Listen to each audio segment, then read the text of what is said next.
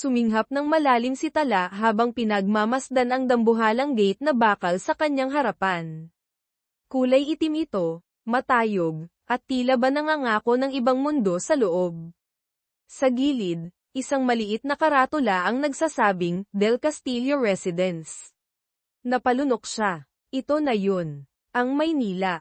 Ang bago niyang buhay. Galing si Tala sa isang maliit na baryo sa probinsya ng Quezon. Iniwan niya ang kanyang nanay na may sakit at mga nakababatang kapatid para makipagsapalaran sa syudad. Kailangan niya ng trabahong may mas malaking sahod para matustusan ang gamot ni nanay at ang pag-aaral ng mga kapatid. Isang malayong kamag-anak ang nakahanap sa kanya ng trabaho bilang kasambahay sa mansyon ng mga Del Castillo. Mayaman daw, sabi ng tiyahin niya. Sobrang yaman. Pinindot niya ang doorbell sa gilid ng gate. May maliit na speaker doon at camera. Maya-maya, isang boses ng babae ang tumunog, medyo mataray. Sino yan? Ako po si Tala, ma'am. Bagong katulong po, sagot niya, medyo nanginginig ang boses. Nasanay siya sa sariwang hangin ng probinsya, hindi sa alingasaw at ingay ng Maynila. Pakiramdam niya, lalamunin siya ng syudad na ito. Bumukas ang maliit na pinto sa gilid ng malaking gate. Isang babaeng medyo may edad na, naka-unipormeng kulay abo, ang sumalubong sa kanya. Mataray ang mukha nito, tinitingnan siya mula ulo hanggang paa, na para bang sinusuri kung may dala siyang sakit. Ikaw pala si Tala, sabi nito, hindi man lang ngumingiti. Ako si Manang Celia, ang head housemaid dito. Halika, pumasok ka. Tumango lang si Tala at sumunod. Bitbit ang luma niyang bag na naglalaman ng kaunti niyang damit at mga pangarap. Pagpasok nila sa gate, bumungad sa kanya ang isang malawak na hardin na may fountain pa sa gitna. Ang bahay mismo ay parang palasyo sa laki puti, moderno, at napapalibutan ng salamin. Napanganga siya sa laki at ganda. Hindi siya makapaniwala na dito siya titira at magtatrabaho. Huwag kang nganga-nganga dyan, sita ni Manang Celia. Madaming trabaho dito. Hindi ka pinapasweldo para tumunganga. Pasensya na po, Manang, nahihiyang sabi ni Tala, yumuko siya ng bahagya. Iginiya siya ni Manang Celia papasok sa mansyon. Mas lalo siyang namangha sa loob. Makikinis at kumikinang ang sahig na marmol. Matataas ang kisame na may nakasabit na chandelier na parang libo-libong bituin. Ang mga meubles ay mukhang antigo at mamahalin. May mga painting sa dingding na hindi niya maintindihan pero mukhang importante. Ito ang main hall, sabi ni Manang Celia. Doon ang kusina, dining area. Sa taas ang mga kwarto. Ang kwarto mo ay nasa likod, kasama ng iba pang katulong. Tiningnan siya ulit ni Manang Celia. Mukhang di ka sanay sa ganito, ano? Taga-probinsya ka kamo. Opo, Manang, mahinang sagot ni Tala. Ramdam niya ang pagmamaliit sa tono ng matanda. Basta sumunod ka lang sa mga utos. At higit sa lahat, huwag na huwag mong guguluhin si Sir Euro. Maislan yun. Ayaw niya ng maingay, magulo, at pakialamera. Maliwanag. Oo po, Manang Celia. Maliwanag po. Sino kaya si Sir Euro? Siya siguro ang may-ari ng mansyon. Kinabahan lalo si Tala. Kung ang head housemaid ay ganito katapang, paano pa kaya ang amo nila? Dinala siya ni Manang Celia sa servants' quarters sa likod ng bahay. Maliit lang ang kwarto na paghahatian nilang tatlo ng iba pang kasambahay, sina Nene at Bebang. Nagpakilala sila kay Tala, pero ramdam niya ang distansya. Pinagmasdan nila ang simpleng suot ni Tala, kupesing pantalon, lumang t-shirt, at tsinelas. Taga saan ka sa probinsya? Tanong ni Nene, na medyo mas bata kay Manang Celia. Sa Quezon po, sagot ni Tala. Ah, malayo pala, sabi ni Bebang, na kasing edad lang halos ni Tala pero mukhang mas sanay na sa buhay Maynila. First time mo mag-Maynila, tumango si Tala, ngumiti siya ng bahagya. Sinusubukang maging palakaibigan, pero parang pilit ang mga ngiti na isinukli nila. Basta, Tala, sabi ni Manang Celia bago umalis. Magtrabaho ka ng maayos. Maraming umaasa sa'yo, di ba? At tandaan mo ang bilin ko tungkol kay Sir Euro. Pagkaalis ni Manang Celia, naiwan si Tala kasama ni Nene at Bebang. Medyo gaman ang pakiramdam niya, pero hindi pa rin siya mapakali. Inayos niya ang kanyang mga gamit sa maliit na espasyo na inilaan para sa kanya. Isang manipis na kutsan sa sahig, isang maliit na aparador na kahoy. Malayo sa kinasanayan niyang maliit na kubo sa probinsya, pero ang pakiramdam ng pagiging dayo ay mas mabigat. Alam mo, Tala, simula ni Bebang habang nagpupunas ng mesa sa kanilang kwarto. Si Sir Euro, yun ang amo nating binata, CEO ng isang malaking kumpanya. Gwapo sana, kaya lang, ubod ng songgit. Parang laging may dalaw. Natawa ng mahina si Nene. Oo nga, at ayaw na ayaw niya sa mga palpak. Isang mali mo lang, sis auntie kaagad. Napalunok ulit si Tala. Mas lalo siyang kinabahan. Ganoon po ba? Oo, kaya ingat ka, payo ni Nene. At huwag kang masyadong magpapakita sa kanya kung hindi kailangan. Mas gusto niya yung parang hangin lang tayo dito sa bahay. Tumango lang si Tala, dasal niya. Sana hindi niya makasalubong agad ang Sir Euro na iyon. Sana, makapagtrabaho siya ng tahimik at maayos. Kinagabihan, pagkatapos ng hapunan ng mga katulong, adobong manok na medyo matigas at kanin, tinawag si Tala ni Manang Celia. Tala, ihatid mo itong kape sa study room ni Sir Euro. Utos nito, iniabot ang isang tray na may lamang tasa ng kape at maliit na platito ng biskwit. Dahan-dahan lang. At huwag kang maingay. Nanginginig ang mga kamay ni Tala habang hawak ang tray. Ito na ang unang pagkakataon na makikita niya ang kinatatakutang amo. Dahan-dahan siyang umakyat sa malawak na hagdanan na gawa sa kahoy, bawat yapak niya ay maingat. Narating niya ang ikalawang palapag. Tahimik doon, maliban sa mahinang ugong ng aircon. Hinanap niya ang pinto na may nakasulat na, study. Kumatok siya ng 3 beses, mahina lang. Come in, isang malamig at baritonong boses ang sumagot mula sa loob. Pinilit ni Tala na pakalmayan ang sarili bago pinahihit ang doorknob. Pagbukas niya ng pinto, bumungad sa kanya ang isang malaking silid na puno ng mga libro mula sahig hanggang kisame. Sa gitna, nakaupo sa isang malaking swivel chair sa likod ng isang malapad na mesa na gawa sa dark wood, ang isang lalaki. Nakatalikod ito sa kanya, nakaharap sa malaking bintanang salamin na tanaw ang mga ilaw ng syudad sa gabi. Kahit nakatalikod, bakas ang tindig nito ng kapangyarihan at lungkot. Nakaputing long-sleeved shirt ito na naka-roll up hanggang siko. Magulo ng bahagya ang maitim nitong buhok. Dahan-dahan siyang pumasok. Sir, kape niyo po, mahinang sabi ni Tala. Umikot ang swivel chair paarap sa kanya. At natigilan si Tala, si Sir Euro. Maputi ito, matangos ang ilong, at may perpektong hubog ng panga. Pero ang mga mata nito ang nakapukaw sa kanya madilim, malalim, at walang kabuhay-buhay. Parang nagyayelo. Tiningnan siya nito mula ulo hanggang paa, katulad ng ginawa ni Manang Celia kanina, pero mas matindi ang epekto. Pakiramdam ni Tala, hindi lang ang damit niya ang hinuhusgahan, kundi ang buong pagkatao niya. Just put it on the table, malamig na sabi ni Euro, hindi man lang ngumiti. Ang boses nito ay kasing lamig ng mga mata. Nanginginig pa rin, inilapag ni Tala ang tray sa gilid ng mesa, maingat na hindi makalikha ng anumang ingay. Ang mga mata ni Euro ay hindi naalis sa kanya. Pakiramdam niya, para siyang insektong sinusuri sa ilalim ng mikroskopyo. Bago ka, tanong ni Euro, bahagyang nakakunot ang noo. Oo po, sir. Ako po si Tala, sagot niya, nakayuko. Hindi niya kayang salubungin ang titig nito. Tala, ulit ni Euro sa pangalan niya, parang tinitimbang ito sa dila. Just do your job and stay out of my way. Opo, sir. Tumalikod na ulit si Euro, humarap sa bintana, senyales na tapos na ang usapan. Dahan-daang lumabas si Tala ng study room, isinara ang pinto ng walang kaluskos. Pagkasara niya ng pinto, napasandal siya doon at napahawak sa dibdib. Ang bilis ng tibok ng puso niya. Hindi lang pala masungit si Sir Euro.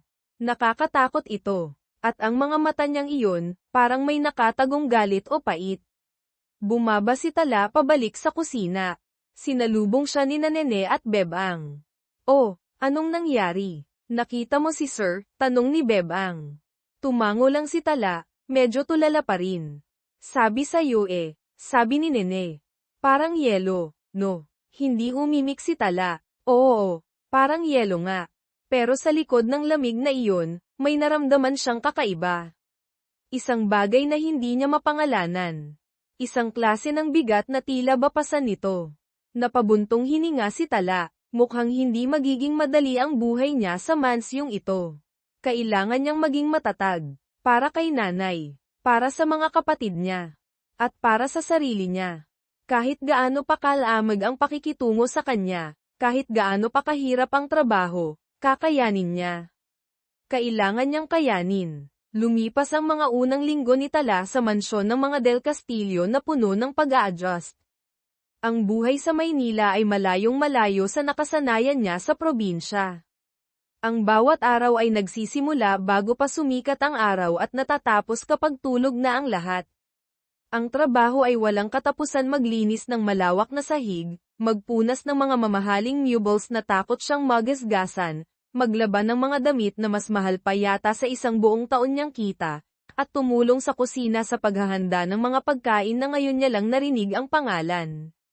Si Manang Celia ay laging nakabantay, handang pamuna sa bawat maliit niyang pagkakamali. Tala, yung sulok doon, may alikabok pa, o kaya'y, Tala, bakit hindi pantay ang pagkakatupi mo ng mga yan?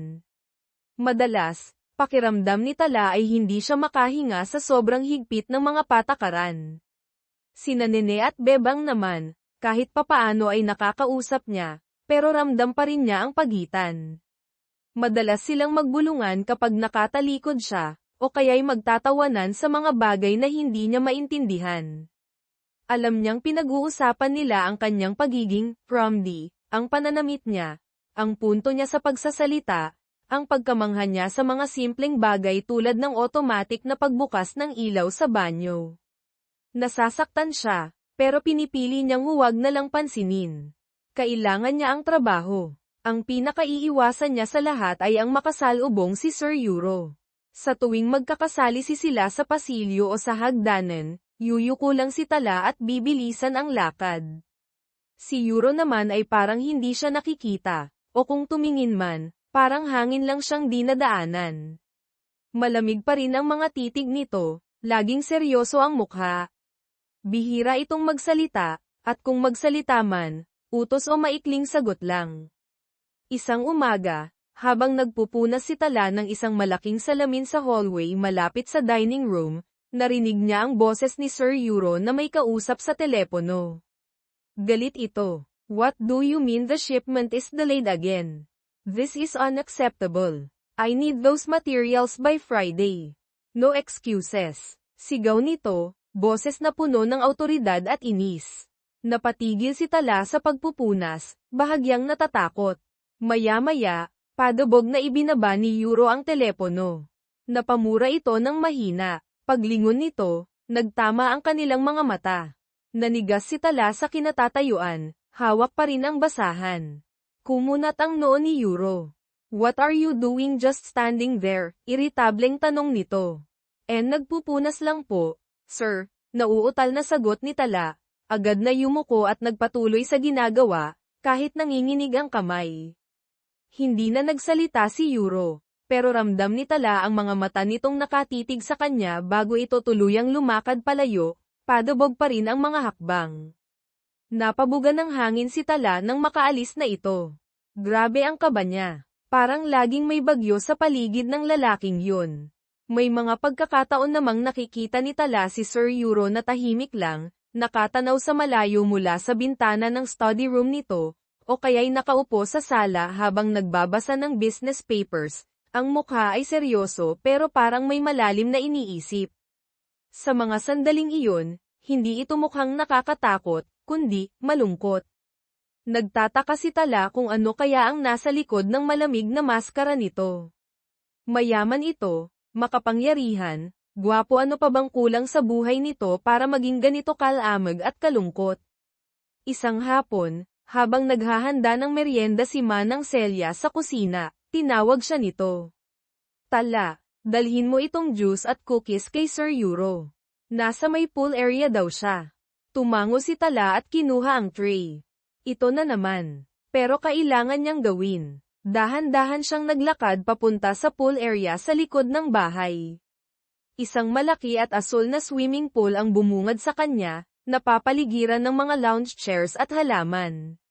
Nakaupo si Euro sa isa sa mga lounge chairs, nakasuot ng puting sando at board shorts, may hawak na laptop sa kondongan. Nakakunot ang noo nito habang nakatitig sa screen. Napalunok si Tala, mas lalong lumutang ang kagwapuhan nito kapag mas casual ang suot. Ang mga braso nito ay matipuno, ang balat ay maputi.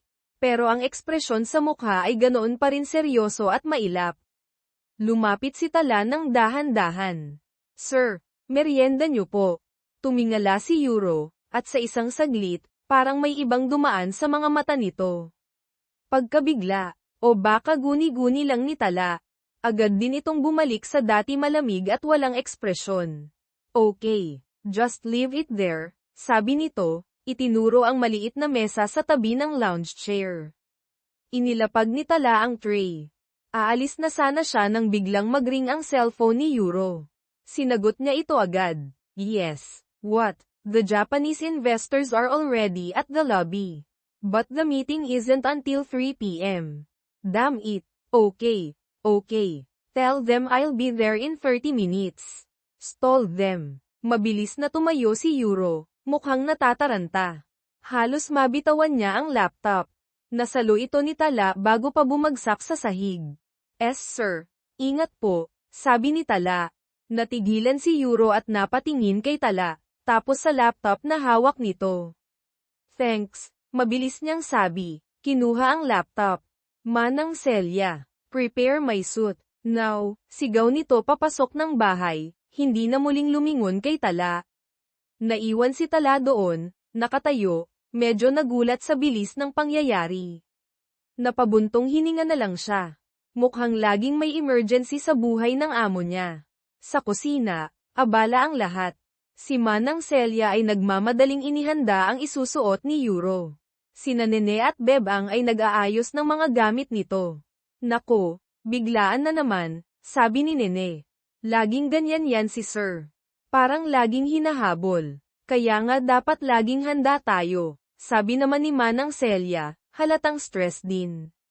Tala, pakialis na nga yang mga pinagkainan sa mesa. Bilisan mo. Sumunod agad si Tala. Habang nagliligpit, hindi niya maiwasang isipin si Sir Euro.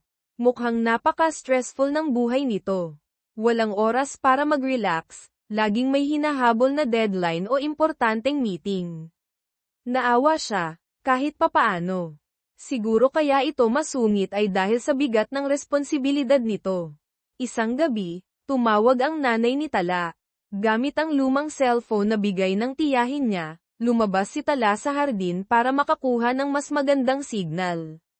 Nay, kamusta na po kayo? Tanong ni Tala, pinipigilan ang pangingilid ng luha. Miss na niya ang kanyang pamilya. Ayos lang naman kami dito. Anak, sagot ng nanay niya, pero alam ni Tala sa tono ng boses nito na hindi ito totoo. Medyo inuubo pa rin ako. Pero huwag mo na akong alalahanin.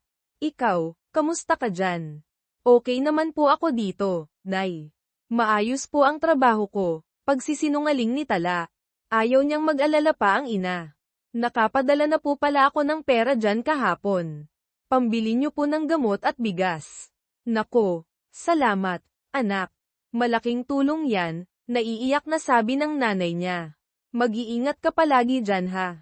Mahal na mahal ka namin. Mahal na mahal ko rin po kayo, Nay. Kayo po ang inspirasyon ko dito. Pagkatapos ng tawag, hindi napigilan ni Tala ang mapahagulgol ng tahimik. Ang hirap pala ng malayo sa pamilya. Ang bigat ng responsibilidad. Pero kailangan niyang magpakatatag. Para sa kanila. Pinunasan niya ang kanyang mga luha at huminga ng malalim. Papasok na sana siya ulit sa loob nang mapansin niya ang isang anino sa may balkonahe sa ikalawang palapag. Si Sir Euro. Nakatayo ito roon, nakatingin sa kawalan, may hawak na baso ng alak. Hindi niya alam kung gaano na ito katagal doon, o kung nakita ba siya nitong umiiyak.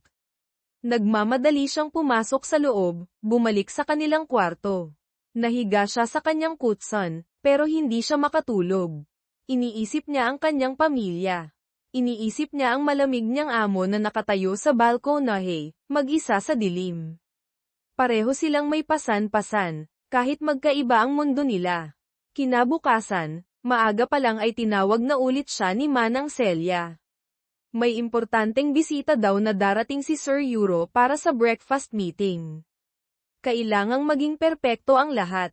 Naghanda sila ng masasarap na pagkain, mga croissant, bacon, itlog, sariwang prutas, at bagong timplang kape. Inayos ni Tala ang mesa sa formal dining room, siniguradong may kantab ang mga kubyertos at walang gusot ang table napkin. Dumating ang bisita, isang matangkad na foreigner, mukhang Amerikano, na naka-business suit. Sinalubong ito ni Euro sa may pintuan. Formal silang nagbatian. Mr. Smith, welcome to my home, sabi ni Euro. Thank you for having me, Mr. Del Castillo, sagot ng bisita. Pinaupo ni Euro ang bisita sa dining table. Si Tala ang naatasang magsilbi ng kape. Nanginginig na naman ang kamay niya habang hawak ang coffee pot. Coffee, Mr. Smith, alok ni Euro. Yes, please. Black, no sugar, sagot ng Amerikano. Lumapit si Tala para salinan ng kape si Mr. Smith. Sa sobrang kaba, bahagya siyang natapilok sa makapal na carpet. Kumalabog ang tasa at platito, at tumapon ang kaunting kape sa puting mantel. Nanlaki ang mga mata ni Tala sa takot. Napatingin sa kanya si Euro, at nakita niya ang pagkainis at pagkadismaya sa mga mata nito. Si Mr. Smith naman ay mukhang nagulat lang. So sorry, sir. Sorry po, paulit-ulit na sabi ni Tala, namumula sa hiya at kaba. Gusto na niyang magpalamon sa lupa. Ito na yata ang katapusan niya sa trabahong ito. It's all right, young lady. Accidents happen, sabi ni Mr. Smith, mabait naman pala ito. Pero si Euro, masama ang tingin sa kanya. Just clean it up, quickly, mariin nitong sabi, bawat salita ay tila may diin. Nanginginig na kumuha si Tala ng basahan at pinunasan ang natapong kape. Ramdam niya ang titig ni Euro sa bawat galaw niya. Pagkatapos niyang linisin, mabilis siyang tumalikod at bumalik sa kusina, halos maiyak sa kahihiyan. Anong nangyari? Salubong ni Manang Celia, nakataas ang kilay. Natapunan ko po yung mantel, Manang, hiyang-hiya na sabi ni Tala. Napabuntong hininga si Manang Celia. Sinasabi ko na nga ba? Hay nako, Tala, ingat kasi. Mahalaga yung bisitang yon ni Sir. Tumango lang si Tala, hindi na makapagsalita. Buong araw, mabigat ang pakiramdam niya. Hinihintay niya ang sermon o ang pagsisante sa kanya. Pero wala namang sinabi si Manang Celia o si Sir Euro pagkatapos umalis ng bisita. Gabi na nang maglinis si Tala sa sala. Nakita niya si Sir Euro na nakaupo sa isang sofa, nakapikit, minamasahe ang sentido. Mukhang pagod na pagod ito. Nagdadalawang isip si Tala kung lalapit ba siya para humingi ulit ng pasensya. Naglakas loob siya. Dahan-dahan siyang lumapit. Sir Euro. Nagmulat ng mata si Euro. Tiningnan siya nito, pero parang hindi nagalit. Pagod lang. Sir, sorry po ulit kanina. Sa nangyari po sa dining room, mahinang sabi ni Tala, nakayuko. Hindi agad sumagot si Euro. Tinitigan lang siya nito ng ilang sandali. Akala ni Tala ay sisigawan na siya nito, pero nagulat siya sa sinabi nito. It's fine. Just be more careful next time, sabi nito sa mahinang boses, tapos ay pumikit ulit. Nakahinga ng maluwag si Tala. Hindi siya sinisante. Hindi siya sinigawan. Isang simpleng paalala lang. Opo, sir. Mag-iingat na po ako. Salamat po. Tumango lang si Euro. Umalis na si Tala, pero may kung anong kumirat sa puso niya. Sa kabila ng kasungitan nito, may mga pagkakataon palang nagiging tao rin ito. O baka pagod lang talaga. Isa lang ang sigurado si Tala, mas kailangan niyang mag-ingat at galingan sa trabaho. Ayaw niyang biguin ang mga umaasa sa kanya, at ayaw na niyang mapahiya ulit sa harap ng malamig niyang amo. Lumipas pa ang ilang linggo. Medyo nasasanay na si Tala sa routine ng mansyon, kahit hindi pa rin nawawala ang kaba niya tuwing malapit si Sir Euro o kapag sinusungitan siya ni Manang Celia. Pinipilit niyang gawin ng tama ang lahat ng trabaho, mula sa paglilinis hanggang sa pagtulong sa kusina. Natutunan na niya ang mga gusto at ayaw ni Sir Euro, ayaw nito ng maanghang na pagkain, gusto nito ng itim na kape tuwing umaga at bago matulog, at higit sa lahat, ayaw nito ng istorbo kapag nasa study room ito. Si Euro naman, paminsan-minsan ay napapansin si Tala. Hindi na yung tingin na parang hangin lang siya, kundi tingin na parang nag-oobserba. Napapansin niya ang kasipagan ng dalaga, ang tahimik nitong pagtatrabaho, at ang lungkot sa mga mata nito na paminsan-minsan niyang nasisilip kapag akala nito ay walang nakatingin. Pero nananatili siyang distante. May pader siyang itinayo sa paligid niya na matagal nang naroon. Isang Biyernes ng hapon, nagkaroon ng emergency. Nasa kalagitnaan ng isang importanteng video conference si Euro sa kanyang study room kasama ang mga board members ng kumpanya niya nang biglang tumawag ang isa niyang major international client mula sa Germany.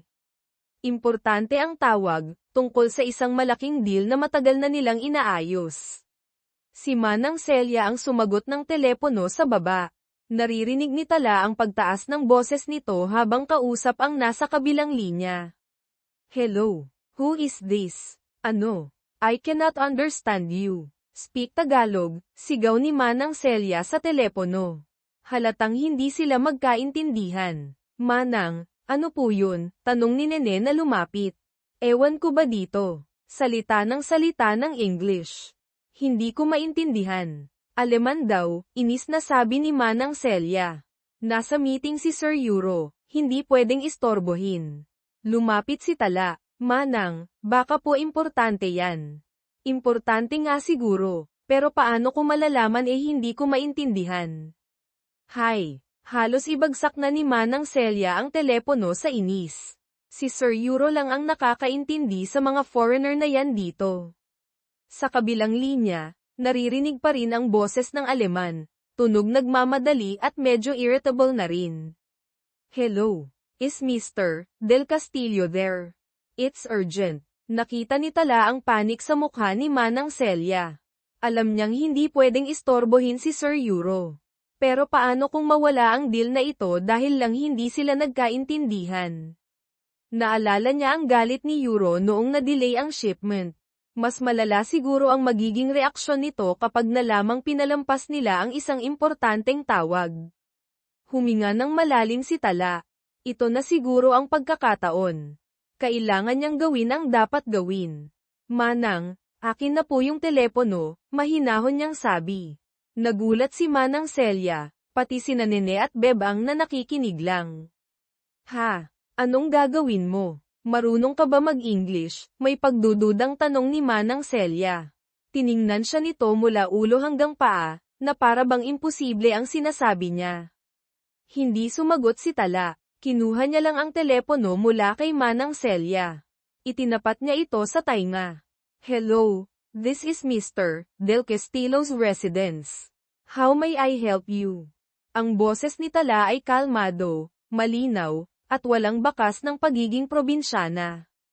Ang kanyang Ingles ay hindi lang basta naiintindihan, ito ay matatas, may tamang grammar, at natural ang dating.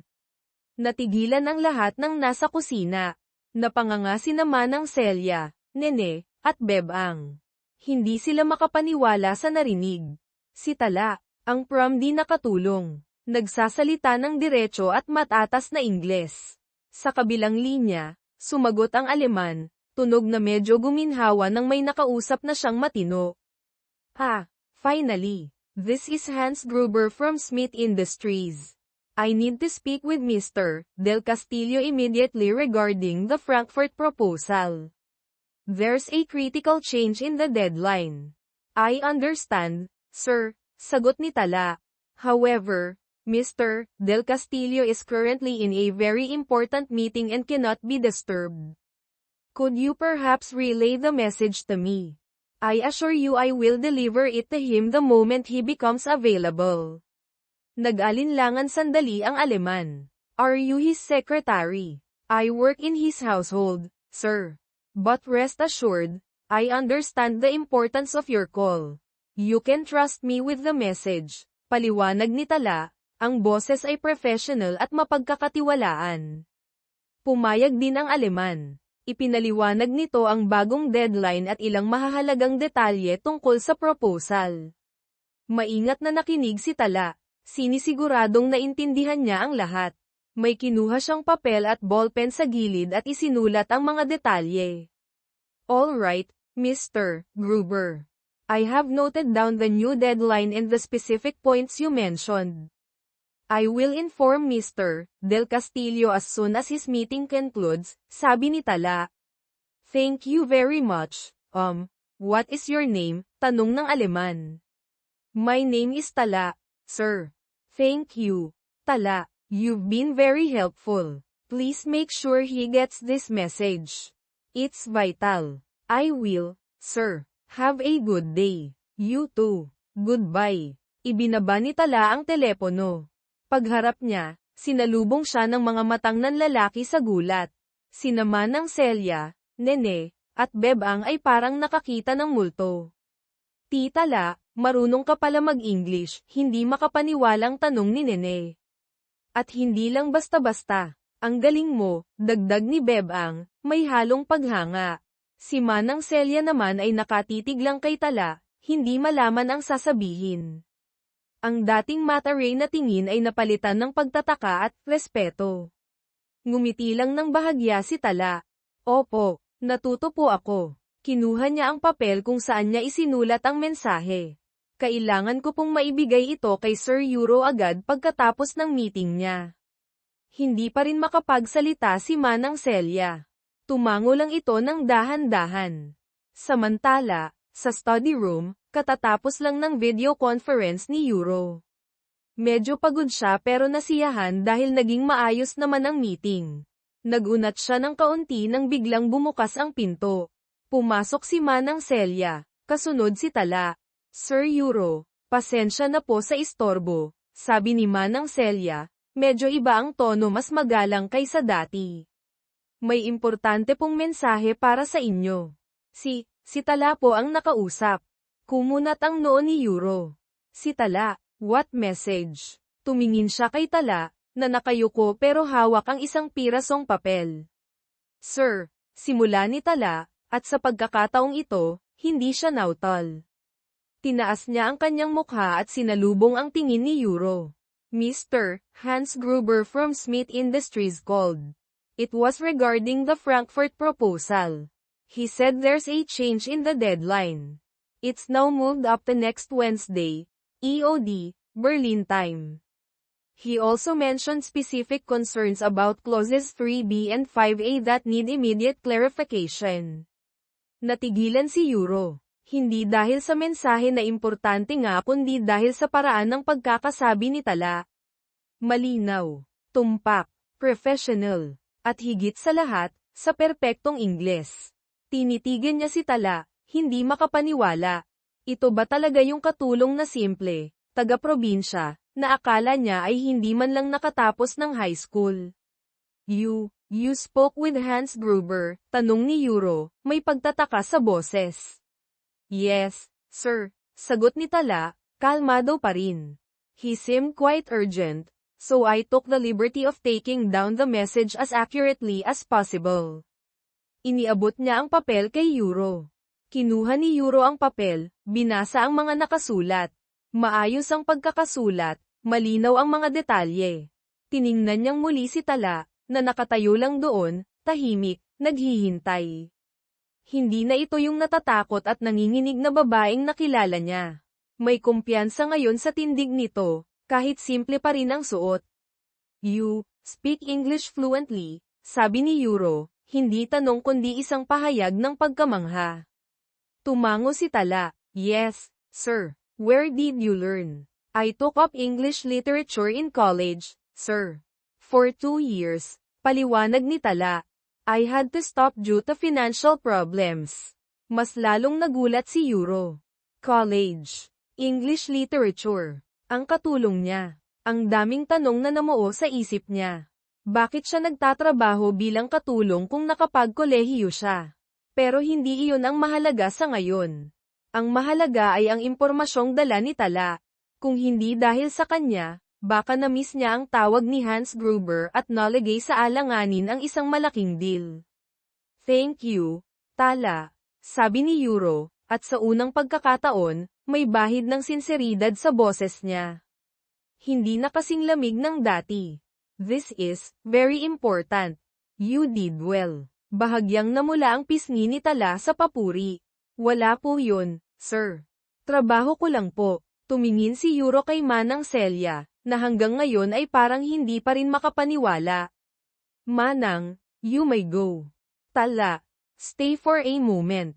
Tumango si Manang Celia at lumabas ng study room, iniwan ang dalawa. Nakahinga ng maluwag si Tala nang makalabas si Manang. Pero mas kinabahan siya ngayong silang dalawa na lang ni Euro ang naiwan. Tinitigan siya ni Euro ng ilang sandali, parang sinusuri siya ulit, pero iba na ang nakikita nito ngayon. Hindi na lang isang simpleng katulong. So, Tala, simula ni Euro, umupo ito sa kanyang swivel chair. You surprised me today.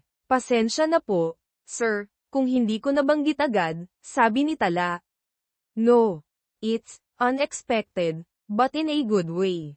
Tumingin si Euro sa papel na hawak niya. You handled the call professionally. Better than Manang Celia, apparently. Hindi umimik si Tala, ayaw niyang magkomento tungkol kay Manang Celia. Why are you working as a maid? Tala, diretsahang tanong ni Euro. Ang mga mata ay nakatitig sa kanya, sinusubukang basahin ang nasa isip niya. With your background, you could probably get a better job. A call center, maybe. Or an office job. Napabuntong hininga si Tala. Kailangan ko po ng trabahong may kasamang tirahan, sir. At kailangan ko po ng mas malaking sahod agad para sa pamilya ko sa probinsya. May sakit po ang nanay ko. Nakita ni Euro ang sinseridad at determinasyon sa mga mata ni Tala. Hindi ito nagrereklamo, nagsasabi lang ng totoo. May kung anong kumirot sa puso ni Euro. Isang damdaming matagal na niyang hindi naramdaman paghanga. Paghanga sa katatagan ng babaeng nasa harap niya. I see, sabi ni Euro. Tumayo siya at lumapit sa bintana, tumingin sa labas. Life hasn't been easy for you, has it? Okay lang po, sir. Kinakaya naman po, sagot ni Tala. Humarap ulit si Euro sa kanya. Sa unang pagkakataon, parang may nakita si Tala na bahagyang paglambot sa ekspresyon nito. Hindi na kasing tigas ng dati. Well, Tala, thank you again. You may go. Sige po, sir. Tumalikod na si Tala at lumabas ng study room. Pagkasara ng pinto, naiwan si Euro na nakatayo roon, malalim ang iniisip. Si Tala, ang katulong na marunong mag-English. Ang babaeng may tinatagong talino at lakas sa kabila ng simpleng anyo. Bigla, nagbago ang tingin niya dito. Hindi na lang ito isa sa mga kasambahay na parang meubles lang sa mansyon. Isa itong tao, isang babaeng may kwento, at hindi niya alam kung bakit, pero bigla siyang naging interesado na malaman pa ang kwentong iyon. Ang rebelasyong iyon ay hindi lang nagpabago sa tingin ng mga kasamahan ni Tala sa kanya. Mas higit pa doon, sinimulan nitong tibagin ang yelong bumabalot sa puso ni Euro. Simula nang malaman ng lahat ang kakayahan ni Tala sa Ingles, nagkaroon ng kapansin-pansing pagbabago sa pakikitungo sa kanya sa mansyon. Si Manang Celia, bagamat stricto pa rin, ay hindi na kasing terrain ng dati. May halong respeto na ngayon ang tono niya kapag nag-uutos. Paminsan-minsan pa nga ay kinakausap siya nito tungkol sa ibang bagay bukod sa trabaho, tulad ng pagtatanong kung kamusta ang pamilya niya sa probinsya. Sina Nene at Bebang naman, mula sa dating pagiging mailap at mapanghusga, ay naging mas palakaibigan. Madalas na nila itong isama sa kwentuhan at biruan. Grabe ka, Tala, tinago mo pa sa amin yang talino mo, biro ni Bebang isang araw habang nagmemeryenda sila ng pandesal at kape sa kusina. Akala namin, sisiw ka lang, agila ka pala, dagdag ni Nene, natatawa. Ngumiti lang si Tala, hindi naman sa tinago. Hindi lang naman kailangan sabihin, mahinahon niyang sagot. Gaman ang pakiramdam niya na mas tanggap na siya ng mga kasamahan. Mas masaya magtrabaho kapag maayos ang samahan. Pero ang pinakamalaking pagbabago ay na kay Sir Euro. Hindi na siya nito tinitingnan na parang hangin lang. Kapag nagkakasalubong sila, tumatango na ito o minsan ay bumabati ng good morning o good evening. Maliliit na bagay, pero para kay Tala, malaking pagbabago na iyon mula sa dating malamig na pakikitungo. Mas madalas na rin siyang pinapatawag ni Euro sa study room. Minsan, para magtimpla ng kape. Minsan, para iabot ang isang dokumento. Pero may mga pagkakataon na parang gusto lang siyang kausapin nito. Isang gabi, habang nag-aayos si Tala ng mga libro sa study room, isa sa mga bagong atas sa kanya dahil napansin ni Euro ang pagiging maingat at organisado niya, tinanong siya ni Euro habang ito ay nakaupo sa mesa, nagbabasa ng papeles. Tala, you mentioned you studied English literature. What books do you like? Nagulat si Tala sa tanong. Hindi niya inaasahan na magiging interesado ito sa mga gusto niya. Mahilig po ako sa mga classic novels, sir. Like Pride and Prejudice, Jane Eyre, mga ganoon po. Bahagyang ngumiti si Euro. Isang pambihirang ngiti na nagpainit sa puso ni Tala. Good choices. I have copies of those here somewhere. Itinuro nito ang isang hilera ng mga libro sa estante. Feel free to borrow them anytime, if you want. Nanlaki ang mga mata ni Tala. Ti talaga po, sir. Yes. Just make sure to return them in good condition. Opo, sir. Maraming salamat po. Hindi maitago ni Tala ang tuwa sa kanyang boses. Matagal na siyang hindi nakakapagbasa ng mga paborito niyang libro. Simula noon, madalas nang humiram ng libro si Tala mula sa library ni Euro. Ito ang naging munting paraan niya para makatakas sandali sa realidad ng kanyang buhay. At sa tuwing nagkakasalubong sila ni Euro, paminsan-minsan ay nagtatanong ito tungkol sa binabasa niya. Nagkakaroon sila ng mga maikling pag-uusap tungkol sa mga karakter, sa plot, sa mga aral na napupulot nila. Sa mga sandaling iyon, nakakalimutan ni Tala na amo niya si Euro at isa lang siyang katulong. Para silang 2 taong nagbabahagi ng parehong hilig. Napansin ni Euro na sa tuwing nag-uusap sila tungkol sa mga libro, nagliliwanag ang mukha ni Tala. Nawawala ang bakas ng lungkot at pagod. Lumalabas ang talino at passion niya. Mas lalo siyang humanga dito. Nakikita niya ngayon ang babae sa likod ng uniforme ng katulong isang babaeng matalino, may pangarap, at may busilak na puso. Isang hapon, naabutan ni Euro si Tala sa hardin, nakaupo sa isang bench sa ilalim ng puno ng mangga, tahimik na nagbabasa ng librong hiniram niya. Ang sikat ng araw ay tumatama sa mukha nito, nagbibigay liwanag sa simple nitong ganda. Napangiti si Euro nang hindi namamalayan. May kung anong mainit na pakiramdam ang damaloy sa kanyang dibdib. Isang pakiramdam na matagal na niyang hindi naramdaman, o baka ngayon lang talaga niya naramdaman. Lumapit siya dito. Enjoying the book, nagulat si Tala at napatayo agad. Sir Euro. Opo, sir. Maganda po yung kwento. Good. You know, Tala, sabi ni Euro, umupo ito sa tabi niya sa bench. Nagulat si Tala pero hindi na siya gumalaw. Sometimes I wonder, if things were different, what would you be doing right now? Napaisip si Tala, siguro po, nagtuturo ako ng English sa public school sa probinsya namin, sir. O kaya po, nagsusulat. Writing. What kind of writing? Mga tula po siguro, o maikling kwento. Tungkol po sa buhay sa probinsya, sa mga pangarap. Nahihiyang sabi ni Tala, Tinitigan siya ni Yuro. You should pursue that. You have potential. Ngumiti si Tala, isang matamis na ngiti na umabot sa kanyang mga mata. Salamat po, sir. Siguro po, balang araw. Nagpatuloy ang kanilang pag-uusap. Nagkwento si Tala tungkol sa buhay niya sa Quezon, sa simpleng pamumuhay nila, sa mga pangarap niya para sa kanyang pamilya. Si Yuro naman ay tahimik lang na nakikinig, paminsan-minsan ay nagtatanong. Sa unang pagkakataon, naramdaman ni Tala na may nakikinig talaga sa kanya, na interesado sa kwento niya. Naramdaman din ni Yuro ang paggan ng loob niya habang kausap si Tala. Ang simple at sinserong pananaw nito sa buhay ay tila ba nagbibigay ng ibang perspektibo sa magulo at komplikado niyang mundo. Sa piling ni Tala, parang humihinto ang oras, nawawala ang stress ng trabaho, at nakakalimutan niya ang pait ng nakaraan. Pero hindi lahat ay masaya sa pagbabagong ito.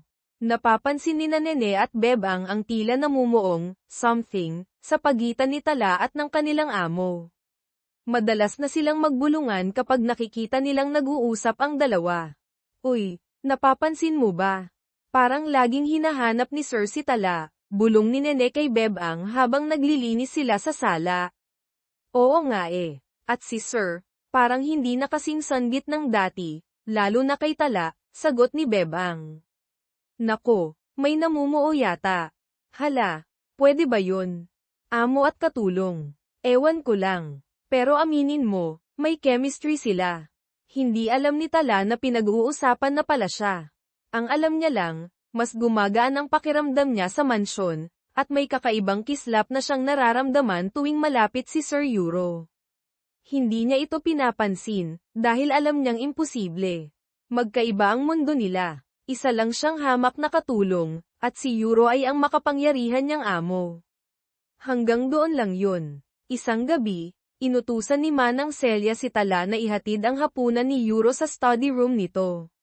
Madalas na kasing doon na kumakain si Yuro habang nagtatrabaho. Kumatok si Tala at pumasok dala ang tray ng pagkain sinigang na baboy, paborito raw ni Yuro ayon kay Manang Celia, at kanin. Naabutan niya si Yuro na nakasubsob ang mukha sa mesa, mukhang nakatulog sa sobrang pagod.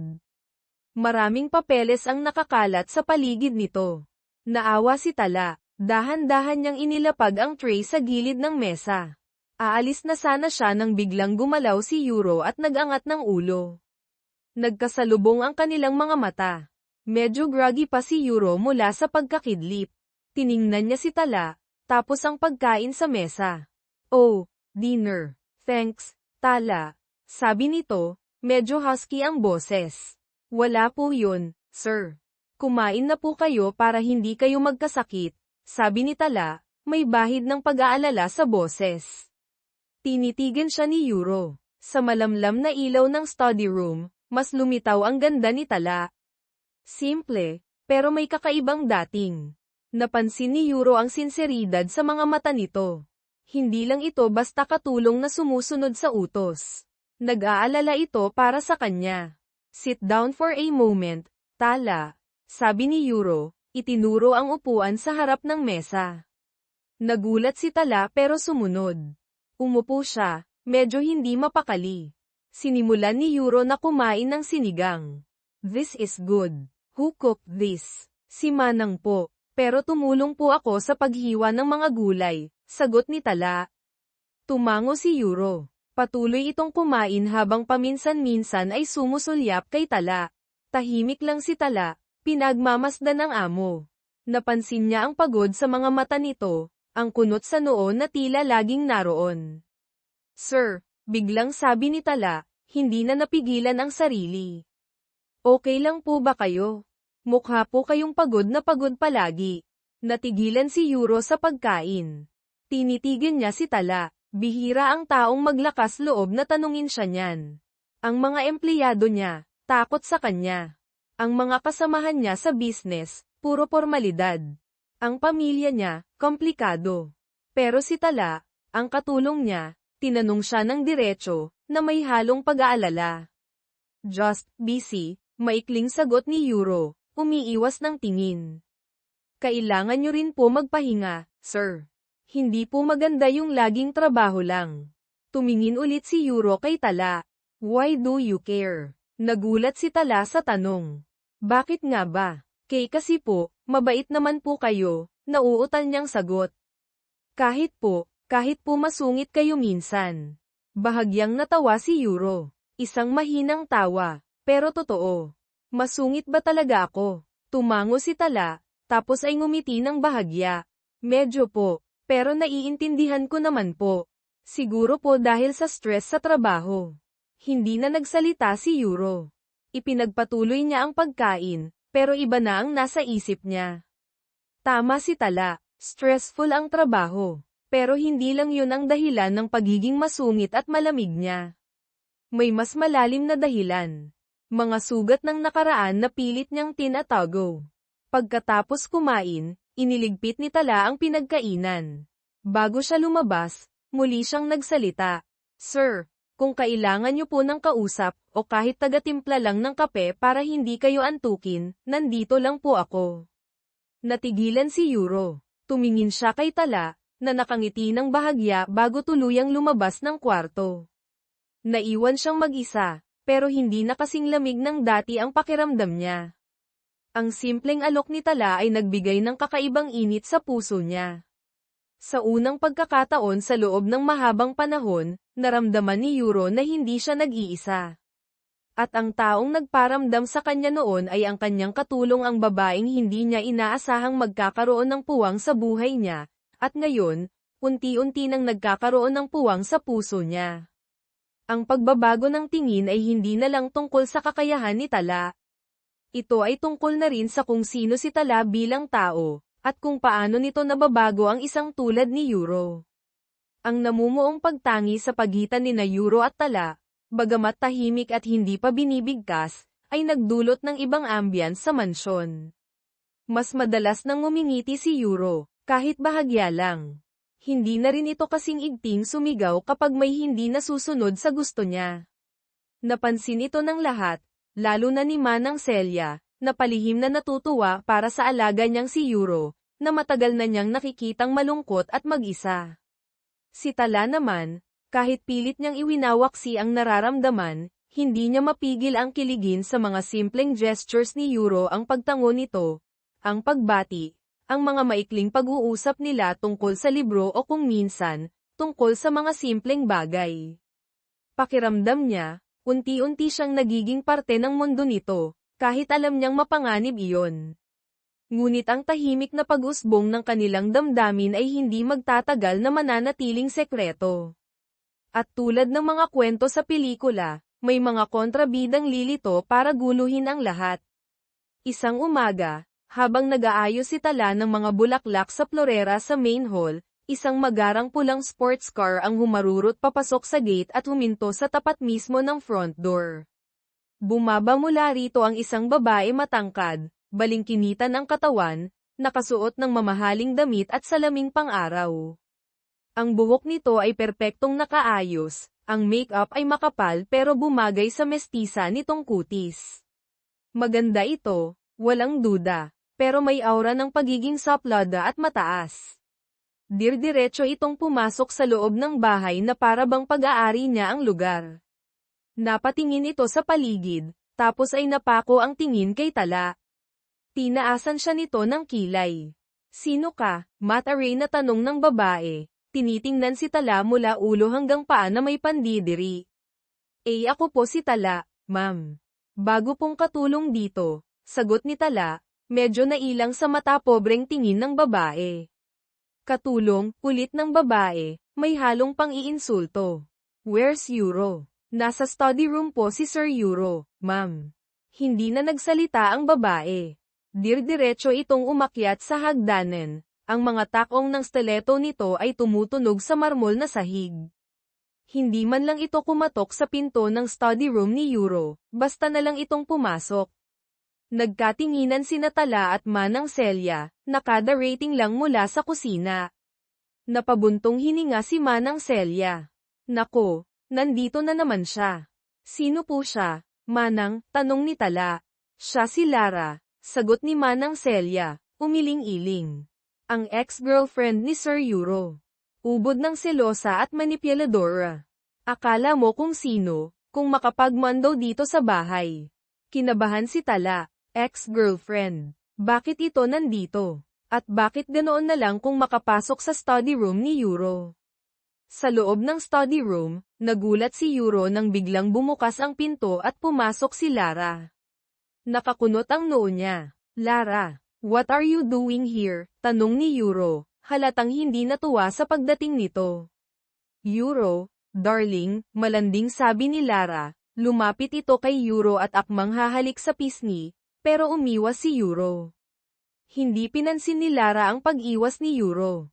I missed you. I was just passing by the area, so I thought I'd drop by. I'm busy, Lara, malamig na sabi ni Yuro, bumalik sa pagkakaupo sa likod ng mesa. Busy, you're always busy, reklamo ni Lara, umupo ito sa upuang nasa harap ng mesa, nag-cross ng legs. Come on, Yuro, it's been months since we last saw each other. Don't you miss me even just a little? We broke up for a reason, Lara.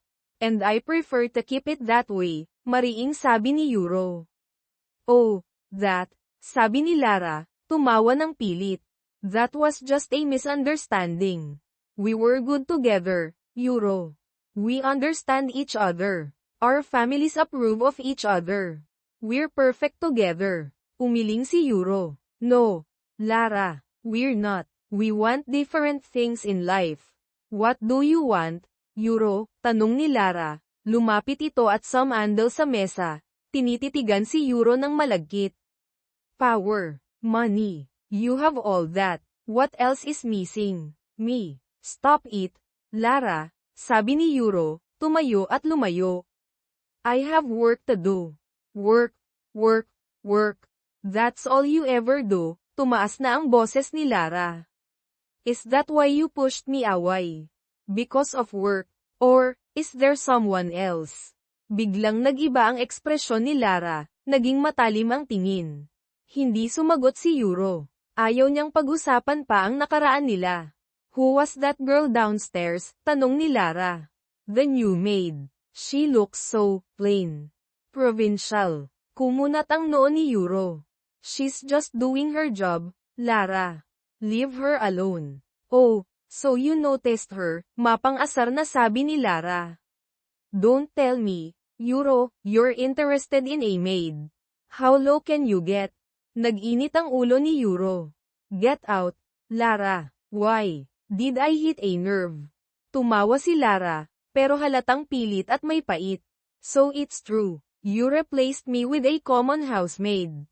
I said, get out, sigaw ni Yuro. Ang boses ay puno ng galit.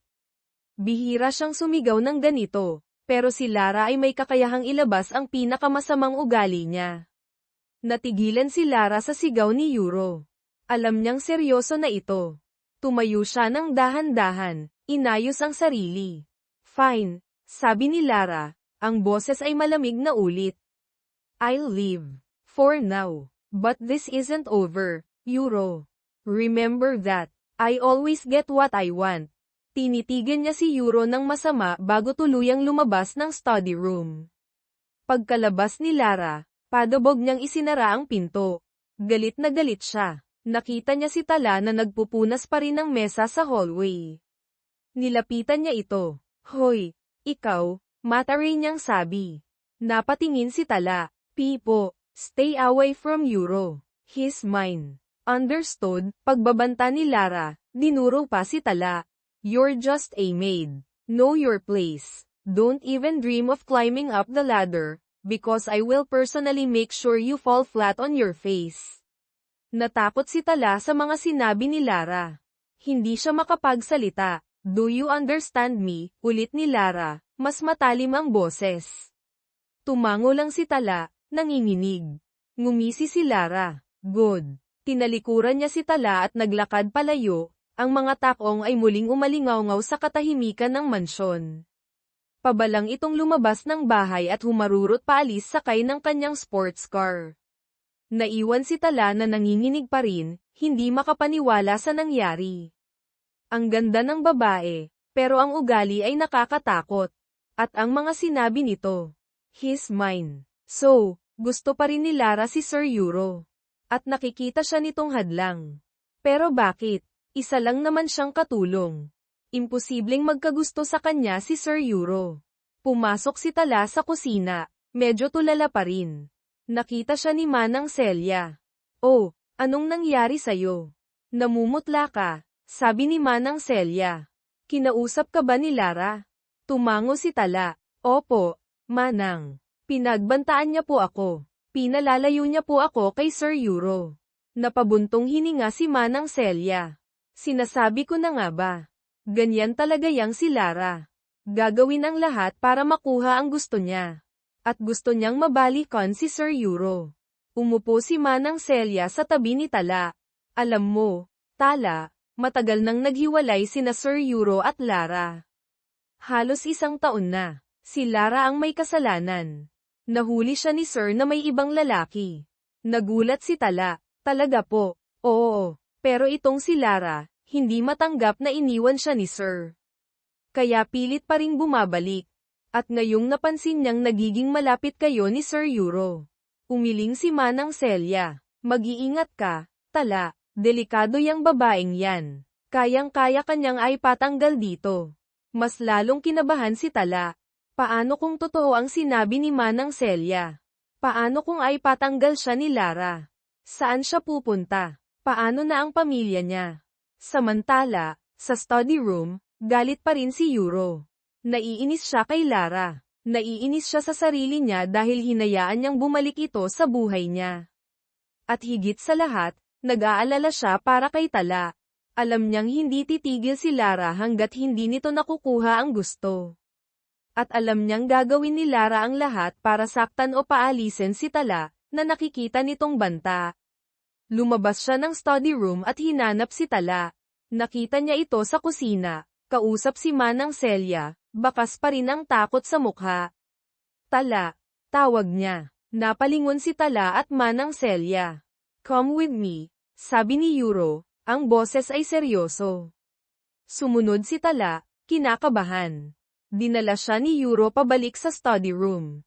Isinara nito ang pinto. "Did Lara say anything to you?" tanong ni Euro. Tinitigan si Tala sa mata.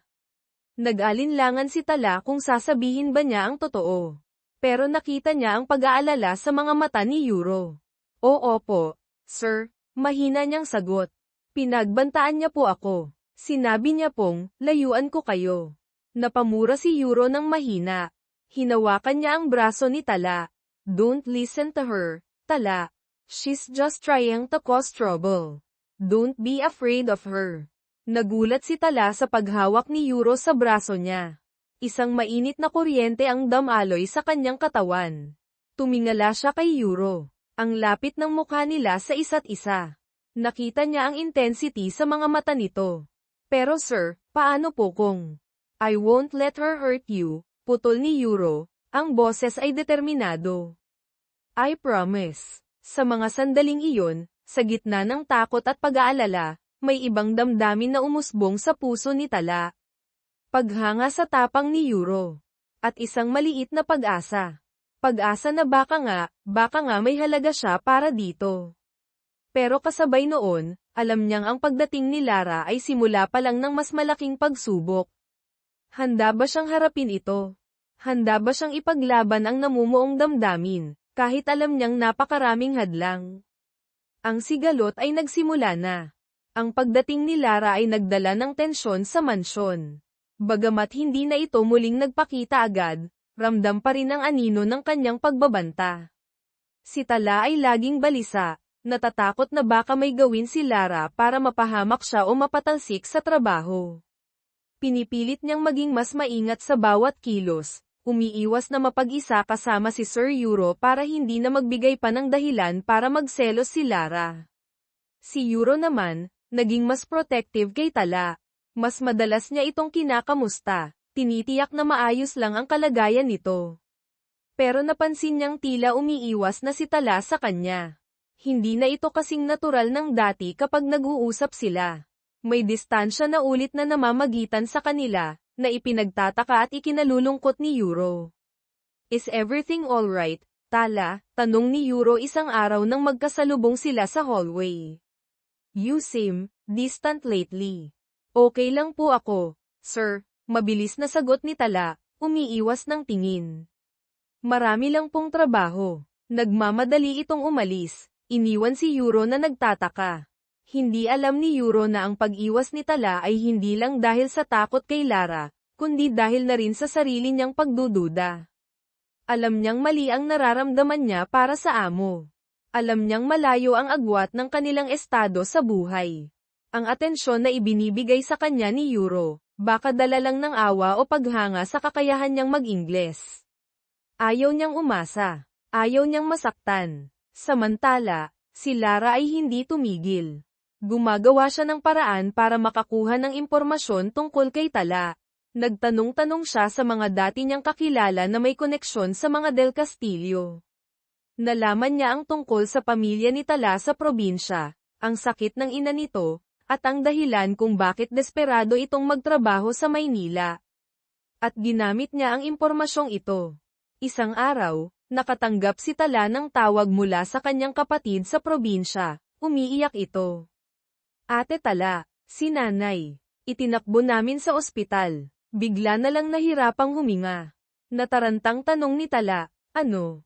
Kamusta siya ngayon? Anong sabi ng doktor? Kailangan daw ma-admit. Ate, kailangan ng malaking pera para sa mga gamot at test.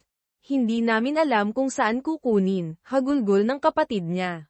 Nataranta si Tala, wala siyang ganoong kalaking pera.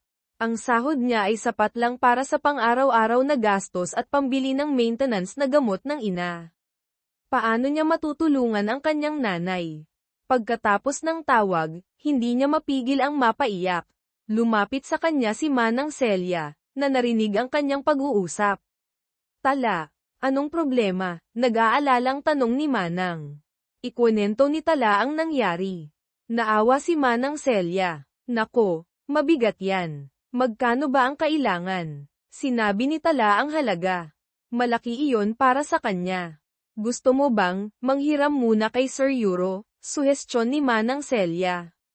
Sigurado akong papahiramin ka noon. Nag-alinlangan si Tala. Ayaw niyang humingi ng tulong pinansyal kay Euro. Pakiramdam niya ay inaabuso na niya ang kabaitan nito. Isa pa, ayaw niyang isipin ni Euro na ginagamit niya ang sitwasyon para mapalapit dito. Huwag na po, Manang. Nakakahiya po kay Sir, sabi ni Tala. Gagawa na lang po ako ng paraan. Pero hindi alam ni Tala kung paano. Desperado siya. Kailangan ng nanay niya ang tulong. Kinagabihan, hindi mapakali si Tala. Nag-iisip siya kung kanino pwedeng manghiram. Wala siyang ibang kakilala sa Maynila. Nagpasya siyang subukang kausapin si Sir Euro kinabukasan, kahit labag sa loob niya. Ngunit bago pa niya magawa iyon, kinaumagahan, may dumating na mensahe para sa kanya. Isang sobre na iniabot ng guard sa gate. Walang nakasulat na pangalan ng nagpadala. Pagbukas niya, naglalaman ito ng cash eksaktong halaga na kailangan niya para sa ospital. May kasama itong maliit na note, para sa nanay mo. Huwag kang mag-alala, may tumutulong sa'yo. Walang pirma. Nagtaka si Tala. Sino ang nagpadala nito? Imposibleng si Sir Euro, dahil hindi pa naman niya nasasabi dito ang problema. May iba pa bang nakakaalam? Si Manang Celia. Pero saan kukuha ng ganoong kalaking pera si Manang? Kahit nagtataka, hindi maitago ni Tala ang pasasalamat at ginhawa. Agad niyang ipinadala ang pera sa probinsya. Malaking tulong iyon para sa kanyang ina. Nang makasalubong niya si Euro mamaya-maya, nginitian niya ito. Isang tunay na ngiti, hindi napilit. You seem happier today, Tala. Puna ni Euro, napangiti na rin. Opo, sir. May magandang nangyari lang po, sagot ni Tala, hindi na idinetalye pa. Gaman ang loob ni Euro na makitang okay na ulit si Tala. Akala niya ay nalampasan na nila ang tensyon na dala ng pagdating ni Lara. Pero hindi niya alam, ang perang natanggap ni Tala ay galing kay Lara. Ito ay parte ng plano nito. Gusto niyang palabasin na may ibang tumutulong kay Tala para pagdudahan ni Yuro ang pagkatao nito. Gusto niyang isipin ni Yuro na baka may ibang lalaki si Tala, o baka hindi ito kasing inosente ng inaakala niya. At hindi nagtagal, sinimulan na ni Lara ang ikalawang bahagi ng kanyang plano. Nagpadala siya ng mga anonymous na mensahe kay Yuro. Mga litrato ni Tala nakuha nang hindi nito alam habang naglalakad mag-isa sa labas ng mansyon, noong bumibili ito ng load, o habang may kausap sa cellphone, noong tumawag ang pamilya nito. Ang mga litrato ay walang mali siya, pero ang mga kasamang text message ay puno ng intriga. Sino kaya ang laging ka-text at kausap ni Tala? Mukhang masaya siya. Saan kaya siya pupunta palagi kapag day off niya?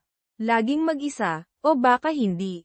May nagpadala daw ng malaking pera sa pamilya niya.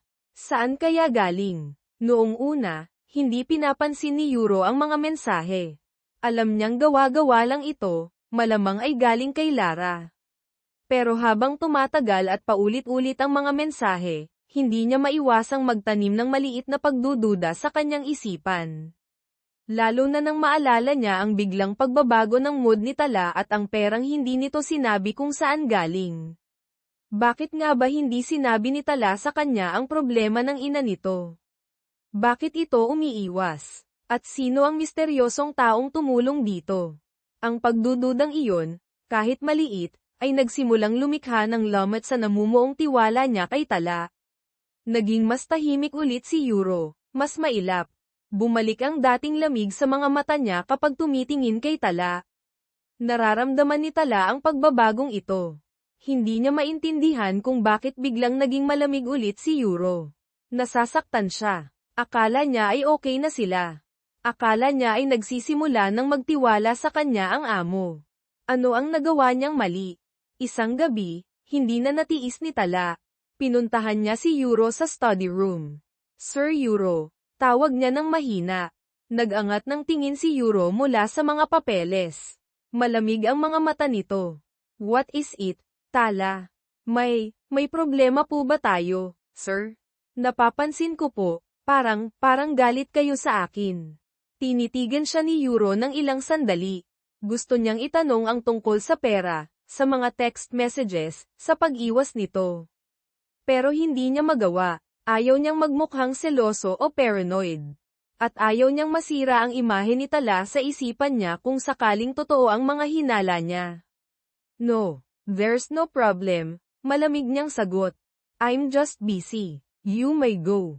Parang sinaksak ang puso ni Tala sa lamig ng boses ni Yuro. Tumalikod siya at lumabas, hindi na napigilan ang pangingilid ng luha. Hindi niya maintindihan. Ano ba talaga ang nangyayari? Bakit bigla na lang nagbago ang lahat?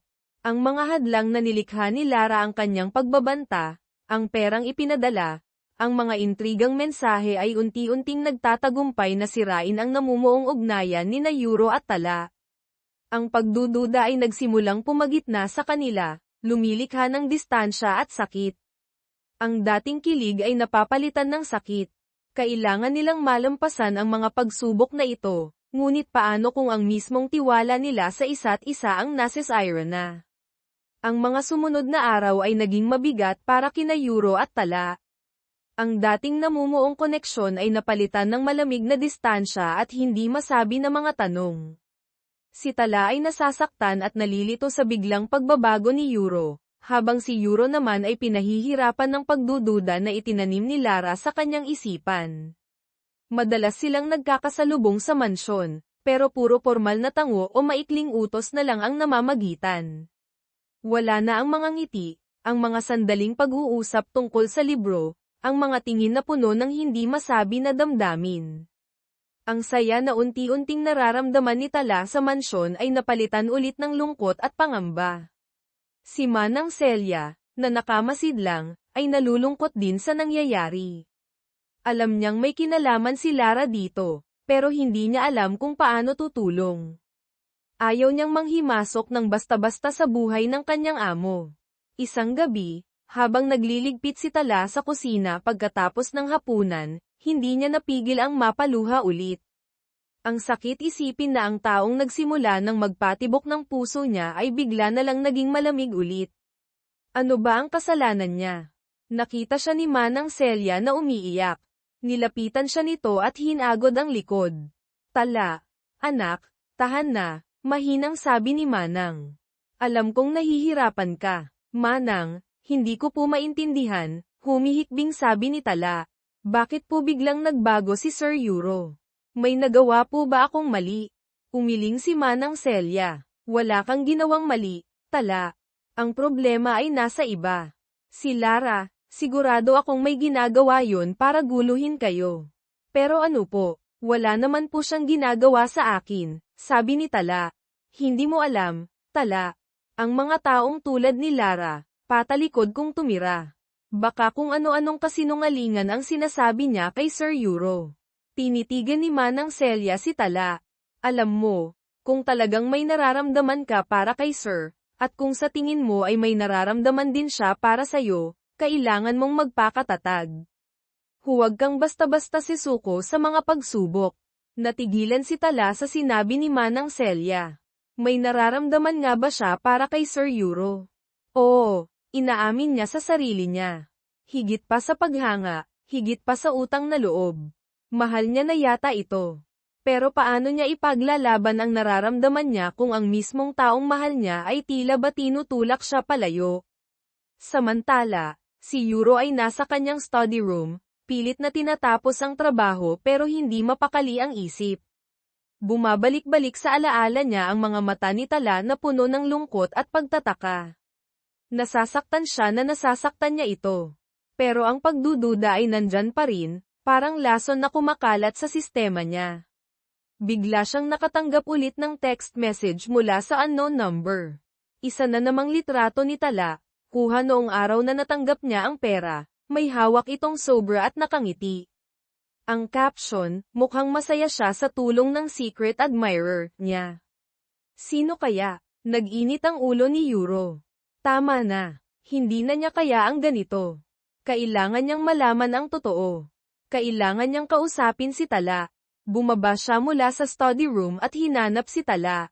Nakita niya ito sa kusina. Kausap pa rin si Manang Celia. Bakas pa ang pamumula ng mata sa pag-iyak. Tala. Tawag niya. Ang boses ay seryoso pero hindi na kasing lamig ng dati. May determinasyon dito. We need to talk, now. Nagulat si Tala at Manang Celia. Tumango si Tala at sumunod kay Euro pabalik sa study room. Si Manang Celia ay naiwan, tahimik na nagdarasal na sana ay maayos na ang lahat. Pagpasok nila sa study room, isinara ni Euro ang pinto. Humarap siya kay Tala. Ang mga mata ay puno ng iba't ibang emosyon, galit, pagkalito, sakit, at pag-asa. Tala. Simula niya, huminga ng malalim. I've been receiving messages about you. Nanlaki ang mga mata ni Tala. Mensahe po, tungkol sa akin. Ano pong mga mensahe? Inilabas ni Euro ang cellphone niya at ipinakita kay Tala ang mga litrato at text messages na natanggap niya. Isa-isang tiningnan ni Tala ang mga ito. Ang pagtataka sa mukha niya ay napalitan ng pagkabigla, tapos ay sakit at galit. Sino po ang nagpapadala niyan, sir? Tanong ni Tala, nanginginig ang boses. At bakit po? Wala naman po akong ginagawang masama. I know, or at least, I want to believe that, sabi ni Euro, ang boses ay medyo gumagaralgal. But these messages, they planted doubts in my mind. Especially about the money. The money for your mother's hospitalization. Where did it come from, Tala? Why didn't you tell me you needed help? Ngayon ay naintindihan na ni Tala kung bakit naging malamig si Euro. May naninira pala sa kanya. At ang perang iyon pala ang naging mitya ng pagdududa. Sir, sabi ni Tala, tumulo na ang mga luha niya pero hindi na dahil sa sakit, kundi dahil sa kagustuhang ipagtanggol ang sarili. Hindi ko po alam kung sino ang nagpadala ng mga mensaheng yan. Pero sigurado po ako, si Ma'am Lara ang may pakana niyan. How can you be so sure? Tanong ni Euro. Dahil siya lang naman po ang may motibo para sirain ako sa inyo. Dahil sa tingin niya, Hadlang ako sa inyo. Tumingin si Tala ng diretso sa mga mata ni Yuro. At tungkol po sa pera, oo, nakatanggap po ako ng pera sa Sobra, walang pangalan. Eksakto po sa kailangan ko para sa ospital ni nanay. Hindi ko po alam kung kanino galing. Akala ko po baka kayo o si Manang Celia ang nagpadala. Pero hindi po ako sigurado. Why didn't you just ask me for help, Tala? Tanong ni Yuro, may bahid ng sakit sa boses. Didn't you trust me enough? Hindi po sa hindi ako nagtitiwala, sir, sabi ni Tala, umiiyak na. Nahihiya po ako. Ayoko pong isipin nyo na inaabuso ko ang kabaitan nyo. Ayoko pong isipin nyo na ginagamit ko ang sitwasyon para mapalapit sa inyo. Natigilan si Yuro sa sinabi ni Tala. Ang sinseridad sa mga mata nito, ang mga luha, ang panginginig ng boses lahat ay nagsasabing totoo ang sinasabi niya. At na-realize niya kung gaano siya naging unfair dito. Hinayaan niyang lamunin siya ng pagdududa na itinanim ng isang taong alam niyang mapanlinlang. Hindi niya pinakinggan ang puso niya na nagsasabing mapagkakatiwalaan si Tala. Tala, lumapit si Yuro sa kanya. Hinawakan niya ang mga balikat nito. I'm sorry. I'm so sorry I doubted you. I should have known better. I should have trusted you. Tumingala si Tala kay Yuro, ang mga mata ay puno ng luha. Sir, naniniwala na po kayo sa akin.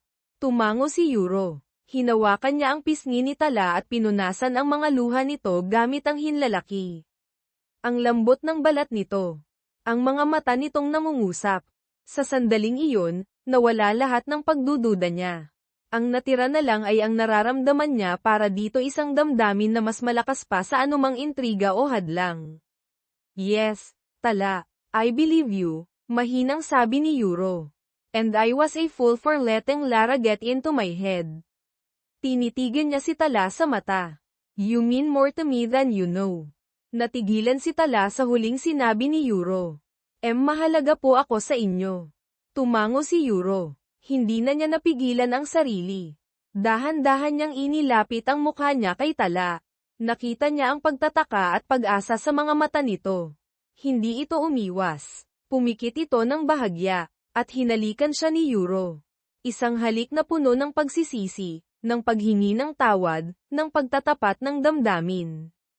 Isang halik na matagal na nilang pinipigilan. Tumugon si Tala sa halik. Sa wakas, nailabas niya ang lahat ng nararamdaman niya, ang sakit, ang pag-asa, ang pagmamahal na hindi niya inaasahang mamumuo para sa kanyang amo. Sa mga sandaling iyon, nawala ang agwat sa kanilang estado, ang mga hadlang, ang mga pagdududa. Ang naroon lang ay silang dalawa, at ang pag-ibig na hindi na nila kayang itago pa. Nang maghiwalay ang kanilang mga labi, pareho silang hinihingal. Nakatitig lang sila sa isa't isa, ang mga puso ay kumakabog ng sabay. Tala, sabi ni Yuro, hinawakan ang mga kamay ni Tala. I know this is complicated. Our situation, it's not easy. But my feelings for you, they are real. Naiyak na naman si Tala, pero ngayon ay dahil sa saya. Ako rin po, Sir Yuro. Matagal ko na pong nararamdaman ito. Pero natatakot po ako. Don't be afraid anymore, Tala, sabi ni Yuro. We'll face this together. Whatever Lara plans next, whatever society says, we'll face it together. As long as we trust each other. Tumango si Tala, ngumiti sa gitna ng mga luha. Opo, magtitiwala po ako sa inyo. And I will always trust you, sabi ni Yuro. Hinayla si Tala papalapit at niyakap ito ng mahigpit. Naramdaman ni Tala ang init at seguridad sa mga bisig ni Yuro. Sa wakas, pakiramdam niya ay natagpuan niya ang kanyang tahanan. Ang pagtatapat na iyon ay naghilom sa mga sugat na dulot ng pagdududa. Ang tiwala ay muling nabuo, mas matibay pa kaysa dati. Alam nilang hindi pa tapos ang laban, lalo na't nariyan pa si Lara. Pero ngayon, handa na silang harapin ang anumang pagsubok, dahil alam nilang magkasama sila. Ang pag-ibig na minsan nilang itinago at pinagdudahan ay handa na nilang ipaglaban. Pagkatapos ng pagtatapat sa study room, nagkaroon ng bagong liwanag sa pagitan ni Yuro at Tala. Ang dating namumuong tensyon ay napalitan ng hindi maipaliwanag na saya at kilig.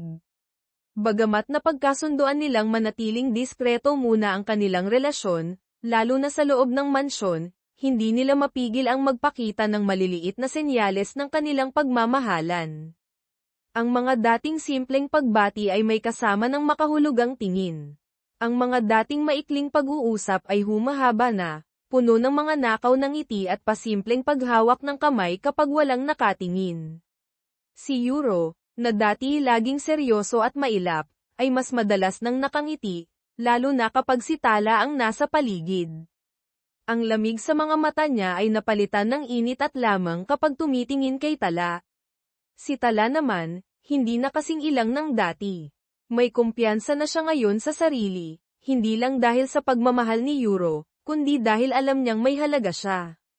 Ang dating lungkot sa kanyang mga mata ay napalitan ng kislap ng pag-asa at pagmamahal. Kahit simple pa rin ang kanyang kasuotan at nananatili siyang kasambahay sa mata ng iba, pakiramdam niya ay isa siyang prinsesa sa piling ni Yuro. Napapansin ni naman ng Celia, Nene, at Bebang ang pagbabago. Hindi man sila direktang nagtatanong, alam nila sa kanilang mga puso na may espesyal nang namamagitan sa dalawa. Si Manang Celia ay masaya para sa kanila, lalo na kay Yuro na ngayon lang niya ulit nakitang tunay na masaya. Sina Nene at Bebang naman ay kinikilig at palihim na sumusuporta kay Tala. Oy, girl, blumang ka ngayon puna ni Bebang kay Tala isang umaga habang nagkakape sila. Oo nga, iba ang ngiti mo May inspirasyon, tukso ni Nene.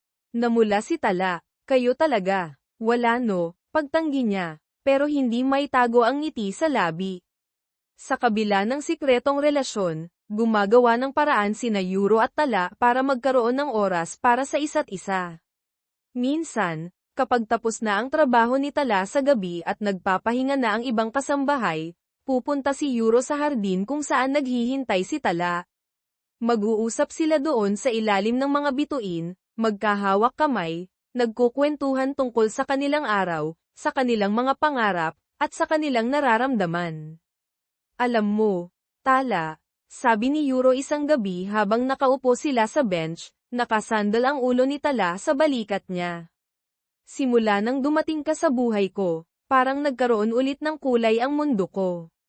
Dati, puro trabaho lang, puro stress. Pero ngayon, tiningnan niya si Tala, ngayon, may dahilan na akong umuwi. Napangiti si Tala, ako rin po, Sir Yuro. Akala ko dati, puro hirap lang ang mararanasan ko dito sa Maynila. Pero dahil po sa inyo, naramdaman ko pong, pwedeng maging masaya kahit mahirap ang buhay. Don't call me Sir Yuro anymore, Tala. Especially when we're alone, sabi ni Yuro. Hinawakan ang baba ni Tala at hinarap sa kanya. Just Yuro. Yuro, ulit ni Tala, medyo nahihiya pa. Napangiti si Yuro. That sounds better, sabi ni Yuro, at hinalikan niya si Tala ng marahan sa labi. Isang halik na puno ng lamang at pangako. May mga pagkakataon din na isinasama ni Yuro si Tala sa mga lihim na lakad. Kapag day off ni Tala, sasanduan siya ni Yuro sa labas ng village sakay ng ibang sasakyan, hindi ang karaniwan niyang ginagamit, para hindi sila mahalata.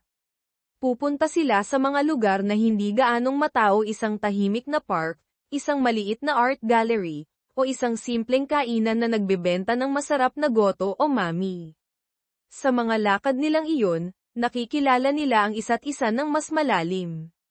Nalaman ni Yuro na paborito ni Tala ang sinigang na hipon, na mahilig itong kumanta kahit medyo sintanada, at na ang pinakamalaking pangarap nito ay makitang gumaling ang kanyang ina at makapagtapos ng pag-aaral ang mga kapatid. Nalaman naman ni Tala na si Yuro, sa kabila ng pagiging seryoso, ay may pagkasentimental pala. Mahilig ito sa mga lumang pelikulang Pilipino at paborito nitong pagkain ang simpleng pritong isda na may sukang sawsawan. Nalaman din niya ang dahilan ng dating lamig nito, ang pait na dulot ng pagtataksil ni Lara at ang pressure mula sa kanyang pamilya na laging mataas ang expectation sa kanya bilang nag-iisang tagapagmana. My parents always wanted me to be perfect, kwento ni Yuro isang beses habang kumakain sila ng fishbowl sa tabi ng kalsada. First time ni Yuro kumain noon, at nagustuhan naman niya. Perfect son, perfect student, perfect CEO. They even wanted me to marry Lara because her family is also prominent. I felt trapped. That's why I poured all my energy into work. It was my only escape. Naunawaan ni Tala ang pinagdaanan ni Yuro. Hinawakan niya ang kamay nito. Hindi mo kailangang maging perpekto, Yuro. Ang mahalaga, totoo ka sa sarili mo. At sa akin, ikaw ang pinakamagaling na CEO, at pinakagwapong fishbowl eater. Biro ni Tala, na ikinatawa ni Yuro. Ang mga sandaling iyon ng pagiging simple at totoo ang mas lalong nagpatibay ng kanilang pagmamahalan.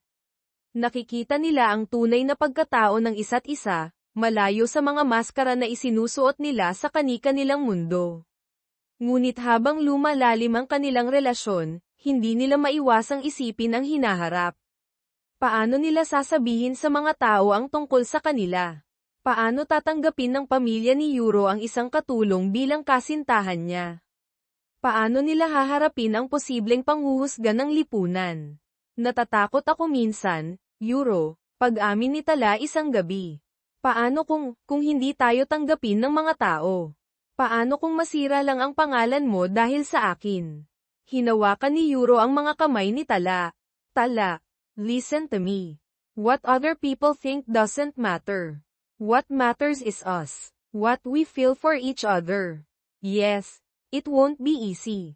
There will be challenges. But I am willing to fight for you. Are you willing to fight with me? Tumingin si Tala sa mga mata ni Yuro, nakita niya ang determinasyon at pagmamahal doon. Nawala ang kanyang takot, tumango siya. Oo, Yuro, lalaban ako, lalaban tayo. Sa kabilang banda, si Lara ay hindi pa rin tumitigil. Nang malaman niyang hindi umepekto ang kanyang mga intriga at mas lalo pang naging malapit sina Yuro at Tala, mas lalo siyang nagngit-ngit sa galit. Hindi siya makapapayag na maaga ng isang hamak na katulong ang lalaking inaakala niyang sa kanya lang nararapat. Kailangan niyang gumawa ng mas matinding hakbang. Isang hakbang na siguradong sisira kay Tala at maghihiwalay dito kay Yuro permanently. Nagsimula siyang mag-imbestiga ulit, naghahanap ng kahit anong butas o kahinaan na pwede niyang gamitin laban kay Tala. At hindi nagtagal, may natuklasan siya. Isang sikreto mula sa nakaraan ni Tala na pilit nitong itinatago.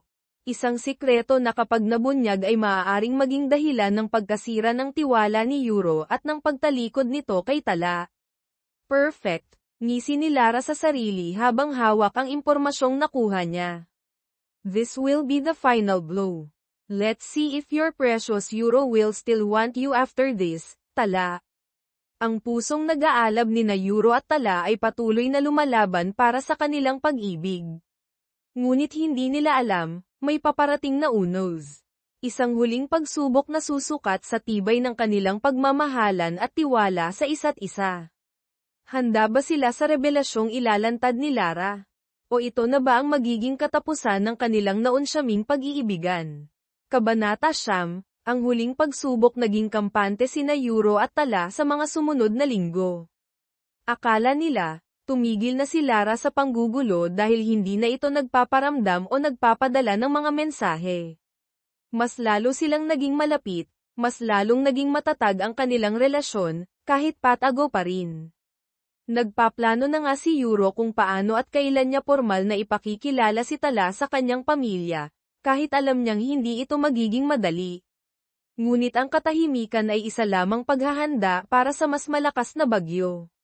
Si Lara ay naghihintay lamang ng tamang tiyempo para isagawa ang kanyang huling, desperadong plano. At ang tiyempo ay dumating sa anyo ng isang malaking charity ball na inorganisa ng pamilya ni Yuro. Ito ay isang taunang event kung saan nagtitipon ang mga mayayaman at maimpluwensyang tao sa lipunan. Obligado si Yuro na dumalo, at inaasahan na darating din si Lara dahil ang pamilya nito ay isa sa mga major sponsors. Gabi ng charity ball. Ang mansyon ay abala sa paghahanda. Si Yuro ay bihis na bihis sa kanyang mamahaling tuxedo, gwapo at elegante. Si Tala naman, kasama ang ibang kasambahay, ay abala sa pag-aasikaso sa mga huling detalye bago umalis si Yuro. Habang pinupunasan ni Tala ang sapatos ni Yuro, hindi niya maiwasang mapangiti. Kahit simple lang ang ginagawa niya, masaya siya na napagsisilbihan ang lalaking mahal niya. "You look stunning, Yuro," sabi ni Tala, tumingala dito. Ngumiti si Yuro at hinawakan ang pisngi ni Tala. "I wish you could come with me." "Okay lang po," sagot ni Tala. "Alam ko namang hindi pa pwede. Mag-enjoy na lang po kayo doon. I'll be thinking of you," sabi ni Yuro, at mabilis na hinalikan si Tala sa noo bago umalis. Sa venue ng ball, isang Grand Hotel ballroom, naroon na ang lahat ng importanteng tao. Naroon din si Lara, suot ang isang napakagandang pulang gown, agaw pansin sa lahat. Ngumingiti siya at nakikipag-mingle, pero ang mga mata niya ay laging naghahanap kay Yuro. Nang dumating si Yuro, agad niya itong sinalubong. "Yuro, darling, you came," sabi ni Lara, kumapit sa braso ni Yuro na para bang sila pa rin. Inalis ni Yuro ang kamay ni Lara. "Lara, please maintain some distance." "Oh, come on, Yuro. Everyone's looking. Let's not make a scene," bulong ni Lara, pero hindi binitawan ang braso ni Yuro. "Let's just pretend for tonight, okay? For our families." Naiinis si Yuro, pero ayaw niyang gumawa ng eksena sa harap ng maraming tao.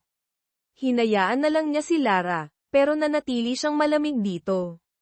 Habang nagpapatuloy ang party, palihim na isinagawa ni Lara ang kanyang plano. May kinausap siyang isang waiter, inabutan ng pera, at may ibinulong na instruksyon.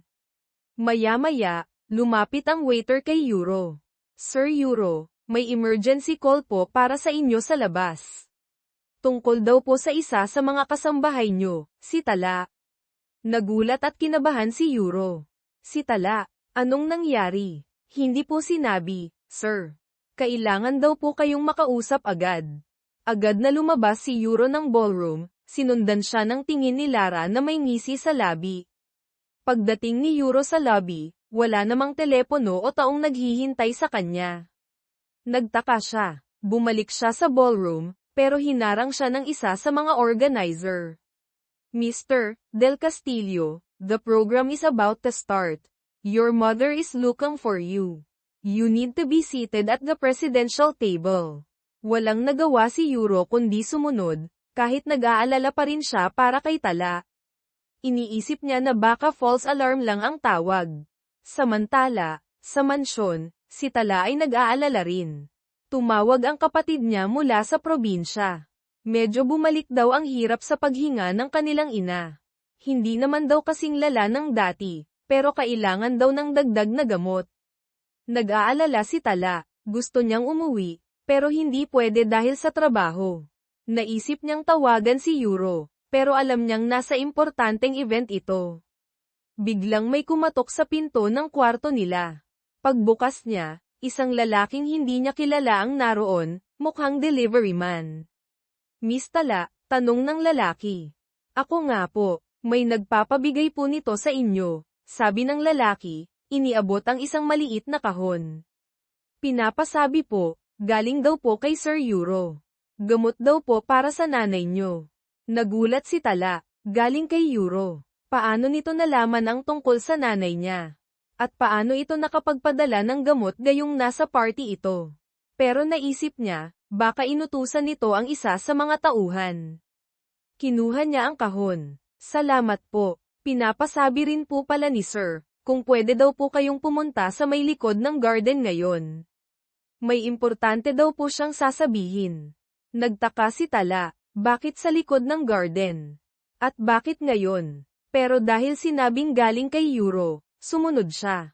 Dala ang kahon, pumunta siya sa likod ng garden, isang medyo madilim at tagong bahagi ng mansyon. Pagdating niya doon, walang tao. Naghintay siya. Maya-maya, may narinig siyang kaluskos. Paglingon niya, hindi si Yuro ang nakita niya, kundi si Lara. May hawak itong cellphone, nakatutok sa kanya, kumukuha ng video. Lara, anong ginagawa mo dito? Gulat na tanong ni Tala. Nasaan si Sir Yuro? Si Yuro, tumawa si Lara. Nasa party siya, nagpapakasaya. Ako ang nagpatawag sa'yo dito. At ako rin ang nagpadala niyan. Tinuro ni Lara ang kahon na hawak ni Tala. Buksan mo. Kinakabahang binuksan ni Tala ang kahon. Hindi gamot ang laman nito, kundi isang makapal na sobreng puno ng pera. Mas malaki pa sa perang natanggap niya noon. Ano to? Tanong ni Tala. Bayad, sagot ni Lara, habang patuloy na kumukuha ng video. Bayad para sa'yo.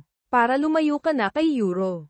Para umalis ka na sa mansyong ito at huwag nang magpakita pa. Hindi ko tatanggapin yan, sabi ni Tala, akmang ibabalik ang kahon. Oh, really? Mapang-asar na sabi ni Lara. Kahit na kailangan ng nanay mo. Nabalitaan ko, lumalala na naman daw ang sakit niya. This money can help her. More than what Yuro can ever give you. Natigilan si Tala. Paano nalaman ni Lara ang tungkol sa nanay niya? At ang pera, malaking tulong nga ito. Pero, hindi. Mariing sabi ni Tala, tinitigan si Lara. Hindi ko ipagpapalit si Yuro sa pera. Mahal ko siya. Mahal, tumawa ng malakas si Lara. Don't make me laugh. You think he really loves you. Maid. Wake up, Tala. He's just playing with you. Once he gets tired of you, he will dump you. Guys like Yuro always end up with women like me, rich, beautiful, from the same social class. Hindi totoo yan. Nagkakamali ka, sigaw ni Tala. Lumapit si Lara kay Tala, ipinakita ang cellphone nito. May pinanood itong video kuha kanina sa party, si Yuro at si Lara, magkadikit, mukhang nagtatawanan, kahit pilit lang ang ngiti ni Yuro. Look, he looks happy with me, doesn't he? While you're here, worrying about your sick mother. Nasaktan si Tala sa nakita, kahit alam niyang maaaring edited lang ito o kinuha sa anggulong mukhang sweet sila. Pero ang mga salita ni Lara, tumatagos sa puso niya. Paano kung totoo ang sinasabi nito? Hindi ako naniniwala sa'yo, sabi ni Tala, pinipigilan ang luha. Fine, don't believe me, sabi ni Lara. But let's see if Yuro will still believe you after he sees this. Itinuro niya ang cellphone na kumukuha pa rin ng video. A video of you, accepting money, supposedly from him, meeting someone secretly in the garden. Looks suspicious, doesn't it? Especially after what I told him before. Naintindihan ni Tala ang plano ni Lara. Gusto siyang palabasing mukhang pera at manloloko. Gusto siyang i-frame up. Wala kang mapapala dito, Lara. Alam ni Yuro ang totoo. We'll see about that, ngisi ni Lara. Now, if you're smart, you'll take the money, live quietly, and disappear. Or, you can stay, and I will show this video to Yuro, to his family, maybe even leak it online. Imagine the scandal. CEO's maid caught in a secret affair and accepting bribes. Your life will be ruined. Your family's name will be dragged through the mud. Natakot si Tala, hindi para sa sarili niya, kundi para kay Yuro at sa pamilya niya. Ayaw niyang madamay sila sa gulo. Ano bang gusto mo? Tanong ni Tala, desperado na. Simple, leave Yuro, leave this house, tonight, sabi ni Lara. Take the money, go back to your province. Forget you ever met him. Napaluha si Tala. Ang sakit, ipagtatabuyan siya palayo sa lalaking mahal niya. Pero kung ito lang ang paraan para maprotektahan si Yuro at ang pamilya niya mula sa kahihiyan.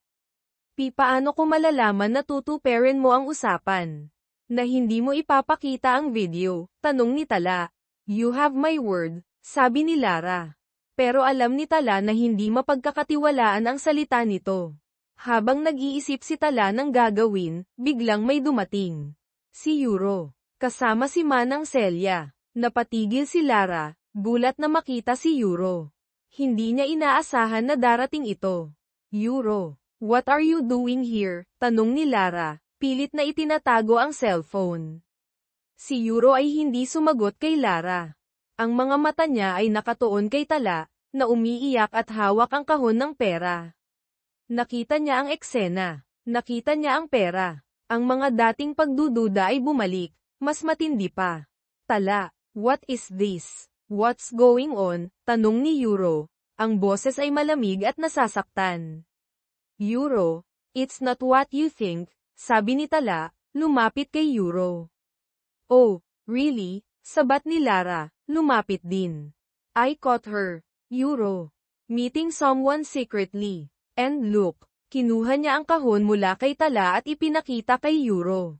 Accepting money. Just like I told you. She's been playing you all along. She's just after your money. Tumingin si Yuro mula kay Lara patungo kay Tala, na umiiling-iling, patuloy ang pag-agos ng luha. Hindi niya alam kung sino ang paniniwalaan. Ang ebidensya ay naroon. Pero ang puso niya ay nagsasabing hindi magagawa ni Tala iyon. Sir Yuro, pakinggan niyo po ako, pagmamakaawa ni Tala. Frame up lang po ito ni Lara. Siya ang nagpadala ng pera. Siya ang nagpatawag sa akin dito. May video po siya. Video. What video? Tanong ni Yuro, tumingin kay Lara. Wala. She's lying, tanggi ni Lara. Itinatago ang cellphone sa likod. Pero si Manang Celia, na tahimik lang na nakamasid, ay nagsalita. Sir Yuro, totoo po ang sinasabi ni Tala. Narinig ko po ang usapan nila kanina bago ko kayo tinawagan para pumunta dito. Nagulat si Lara. Manang, how dare you interfere? Nakita ko rin po ang pag-abot ng pera ng waiter kanina kay Ma'am Lara, dagdag ni Manang Celia. At alam ko pong siya rin ang nag-utos sa guard na papasukin yung pekeng delivery man kanina. Tumingin si Yuro kay Manang Celia, tapos kay Lara, na namumutla na. Nakita niya ang pagkataranta sa mga mata nito. At nakita niya ang katotohanan. Give me the phone, Lara, mariing sabi ni Yuro. No, sinubukang agawin ni Yuro ang cellphone, pero itinulak siya ni Lara at tumakbo. Hinabol siya ni Yuro. Nagkahabulan sila sa madilim na hardin. Nadapa si Lara, at nabitawan niya ang cellphone. Mabilis itong kinuha ni Yuro. Nakita niya ang video. Ang pagdating ni Tala, ang pag-uusap nila ni Lara, ang pag-aalok ng pera, ang pagbabanta, malinaw ang lahat. Si Lara ang nagsisinungaling, si Lara ang naninira. Humarap si Yuro kay Lara, na ngayon ay umiiyak na rin, pero dahil sa galit at pagkatalo. All this time, it was you, sabi ni Yuro, ang boses ay puno ng galit at pagkadismaya. You tried to ruin an innocent person just because you couldn't accept that I don't love you anymore. She doesn't deserve you, Yuro, sigaw ni Lara. She's just a maid. She is more of a person than you will ever be, malamig na sabi ni Yuro. Get out of my house. And never show your face to me or Tala ever again. Or I swear, I will make sure you regret it. Kinuha ni Yuro ang cellphone ni Lara at binura ang video. Pagkatapos ay ibinato niya ito pabalik kay Lara. Leave, now. Tumayo si Lara, puno ng galit at kahihiyan. Tiningnan niya si Tala ng masama. This isn't over, pagbabanta niya bago tuluyang umalis, talunan. Nang makaalis si Lara, lumapit si Yuro kay Tala, na nakaupo na sa damuhan, umiiyak pa rin. Lumuhad si Yuro sa harap niya. Tala, mahinang sabi niya, hinawakan ang mga kamay nito. I'm sorry. I'm sorry I almost doubted you again. Tumingala si Tala kay Yuro. Naniwala po kayo sa akin. Yes, sabi ni Yuro.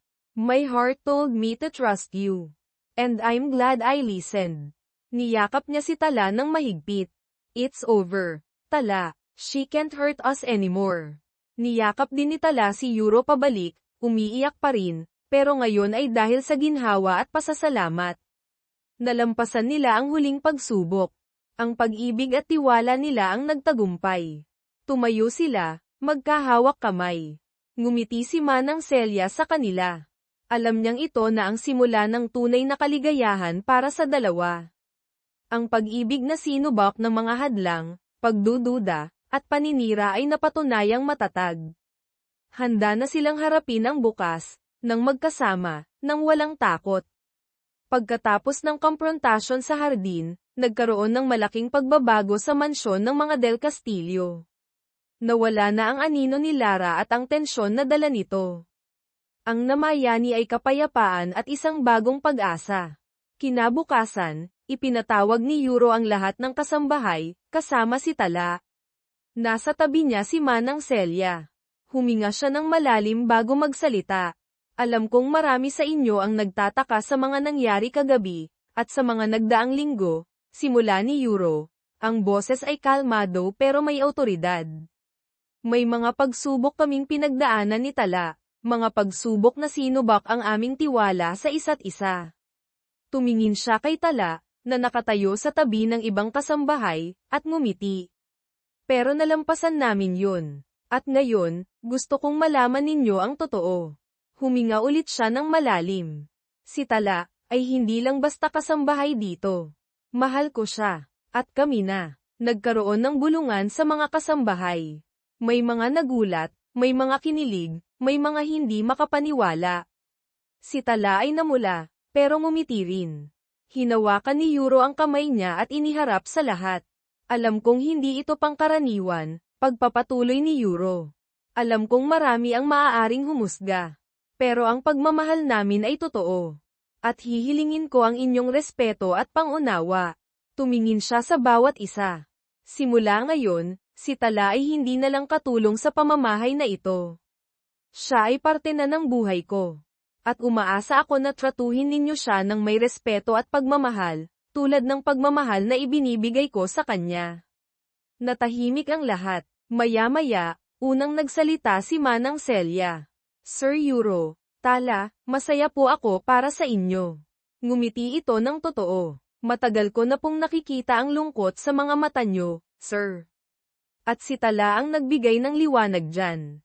Suportado ko po kayo. Sumunod na nagsalita sina Nene at Bebang. Kami rin po, sir. Congrats po. Tala, sabi nila, halatang kinikilig. Isa-isa, nagpahayag ng suporta ang ibang kasambahay. Gaman ang loob ni na Yuro at Tala. Ito ang unang hakbang ang pagtanggap ng mga taong nakapaligid sa kanila sa mansyon. Pagkatapos ng announcement, nag-usap sina Yuro at Tala. Ano na ang susunod nating gagawin, Yuro? Tanong ni Tala. Ang susunod na hakbang ay ang pamilya ko, sagot ni Yuro. Medyo seryoso ang mukha. Hindi ito magiging madali, Tala. Kilala ko ang mga magulang ko. May mga expectation sila. Pero handa akong ipaglaban ka sa kanila. Handa rin po akong harapin sila, Yuro. Kasama ka, sabi ni Tala, hinawakan ang kamay ni Yuro. At dumating nga ang araw na iyon. Inimbitahan ni Yuro ang kanyang mga magulang para sa isang pribadong hapunan sa mansyon. Kinakabahan si Tala, pero pinatatag niya ang kanyang loob. Suot ang isang simpleng vestidang pinahiram ni Manang Celia, humarap siya sa mga magulang ni Yuro. Ang mga Del Castillo sina Don Ricardo at Doña Margarita ay mga taong sanay sa yaman at kapangyarihan.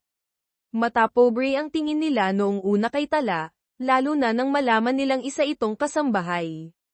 Yuro, what is the meaning of this? Malamig na tanong ni Doña Margarita, tinitingnan si Tala na para bang isa itong dumi. Is this some kind of joke? Mom, Dad, sabi ni Yuro, tumayo sa tabi ni Tala at hinawakan ito sa kamay.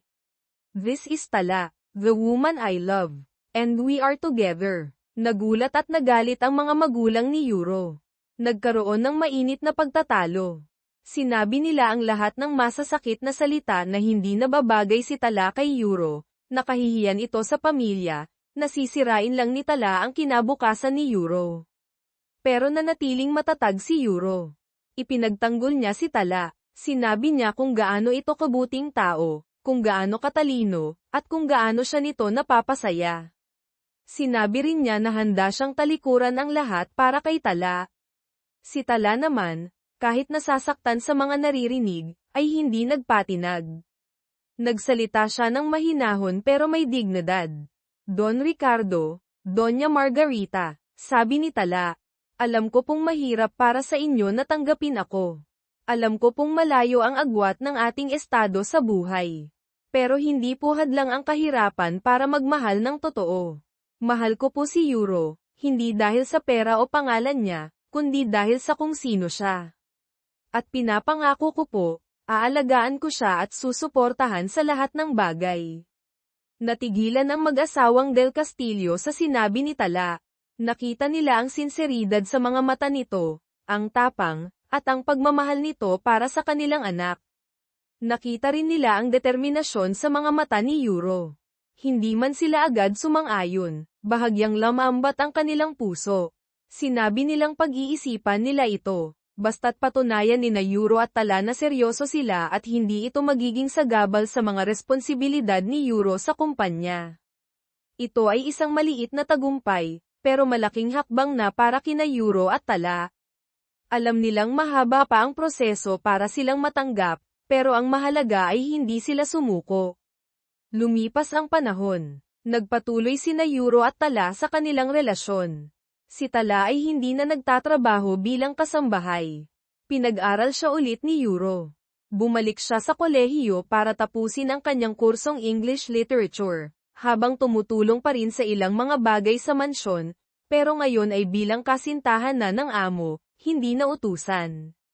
Naging mas masaya at mas maaliwalas ang buhay sa mansyon. Si Euro ay hindi na ang dating malamig at masungit na CEO. Mas madalas na siyang ngumingiti, mas nakikihalubilo sa mga tao, at mas inspirado sa trabaho. Si Tala naman ay namumukadkad. Hindi lang sa pag-aaral, kundi bilang isang babae. Nananatili siyang mapagkumbaba at mabait, pero may dagdag ng kumpiyansa at ganda. Dinala ni Euro si Tala sa probinsya para makilala ang pamilya nito. Tuwang-tuwa ang nanay at mga kapatid ni Tala na makita siyang masaya at maayos ang kalagayan. Lalo silang natuwa nang makilala nila si Euro, na sa kabila ng yaman ay nagpakita ng respeto at kabaitan sa kanila. Nagdala pa ito ng mga pasalubong at nangakong tutulong sa pagpapagamot ng nanay ni Tala at sa pag-aaral ng mga kapatid nito. Isang hapon, ilang buwan pagkatapos ng mga pagsubok, magkasama sina Euro at Tala sa hardin, pinapanood ang paglubog ng araw. Magkahawak kamay sila, tahimik na ninanamnam ang kapayapaan at kaligayahan. Naaalala mo pa ba noong una tayong nagkita? Tanong ni Euro, nakangiti. Takot na takot ka sa akin noon. Natawa si Tala. Oo naman. Akala ko kakainin mo ako ng buhay. Ang sanggit mo kaya. Well, you changed me. Tala, sabi ni Euro, tinitigan si Tala sa mata. You melted the ice around my heart. You taught me how to love again, how to trust, how to be happy with the simple things. Ikaw din naman, Euro, sagot ni Tala. Binigyan mo ako ng pag-asa. Ipinakita mo sa akin na posibleng matupad ang mga pangarap, kahit gaano kahirap. At minahal mo ako kahit isa lang akong. Pinutol ni Euro ang sasabihin ni Tala sa isang halik. You are not just anything, Tala. You are everything to me. Mula sa bintana ng kusina, pinapanood sila ni Manang Celia, Nene, at Bebang. Nakangiti silang lahat. Hi, parang teleserye lang, ano, sabi ni Bebang. Oo nga, pero happy ending, sagot ni Nene. Sabi ko naman sa inyo, may magic yang si Tala eh, sabi ni Manang Celia, may luha ng saya sa kanyang mga mata. Hindi man perpekto ang kanilang simula, at dumaan man sila sa maraming pagsubok, napatunayan ni na Euro at Tala na ang tunay na pag-ibig ay kayang lampasan ang anumang hadlang maging ito man ay estado sa buhay, mapanirang tao, o pagdududa. Ang pag-ibig na nagsimula sa pagitan ng isang malamig na amo at isang simpleng kasambahay na marunong mag-Ingles ay namukadkad at nagtagumpay. Ang kanilang kwento ay isang paalala na ang pag-ibig ay matatagpuan sa mga hindi inaasahang lugar at tao, at na ang pinakamahalagang wika sa lahat ay hindi Ingles o Tagalog, kundi ang wika ng puso. Sa huli, hindi mahalaga kung sino ka o ano ang mayroon ka. Ang mahalaga ay ang kakayahan mong magmahal ng totoo at ipaglaban ang pag-ibig na iyon. Sina Yuro at Tala, sa kabila ng lahat, ay natagpuan ang kanilang happily ever after, hindi man perpekto ayon sa pamantayan ng mundo, ngunit perpekto para sa kanilang dalawa. Ang pag-ibig nila ang nagwagi.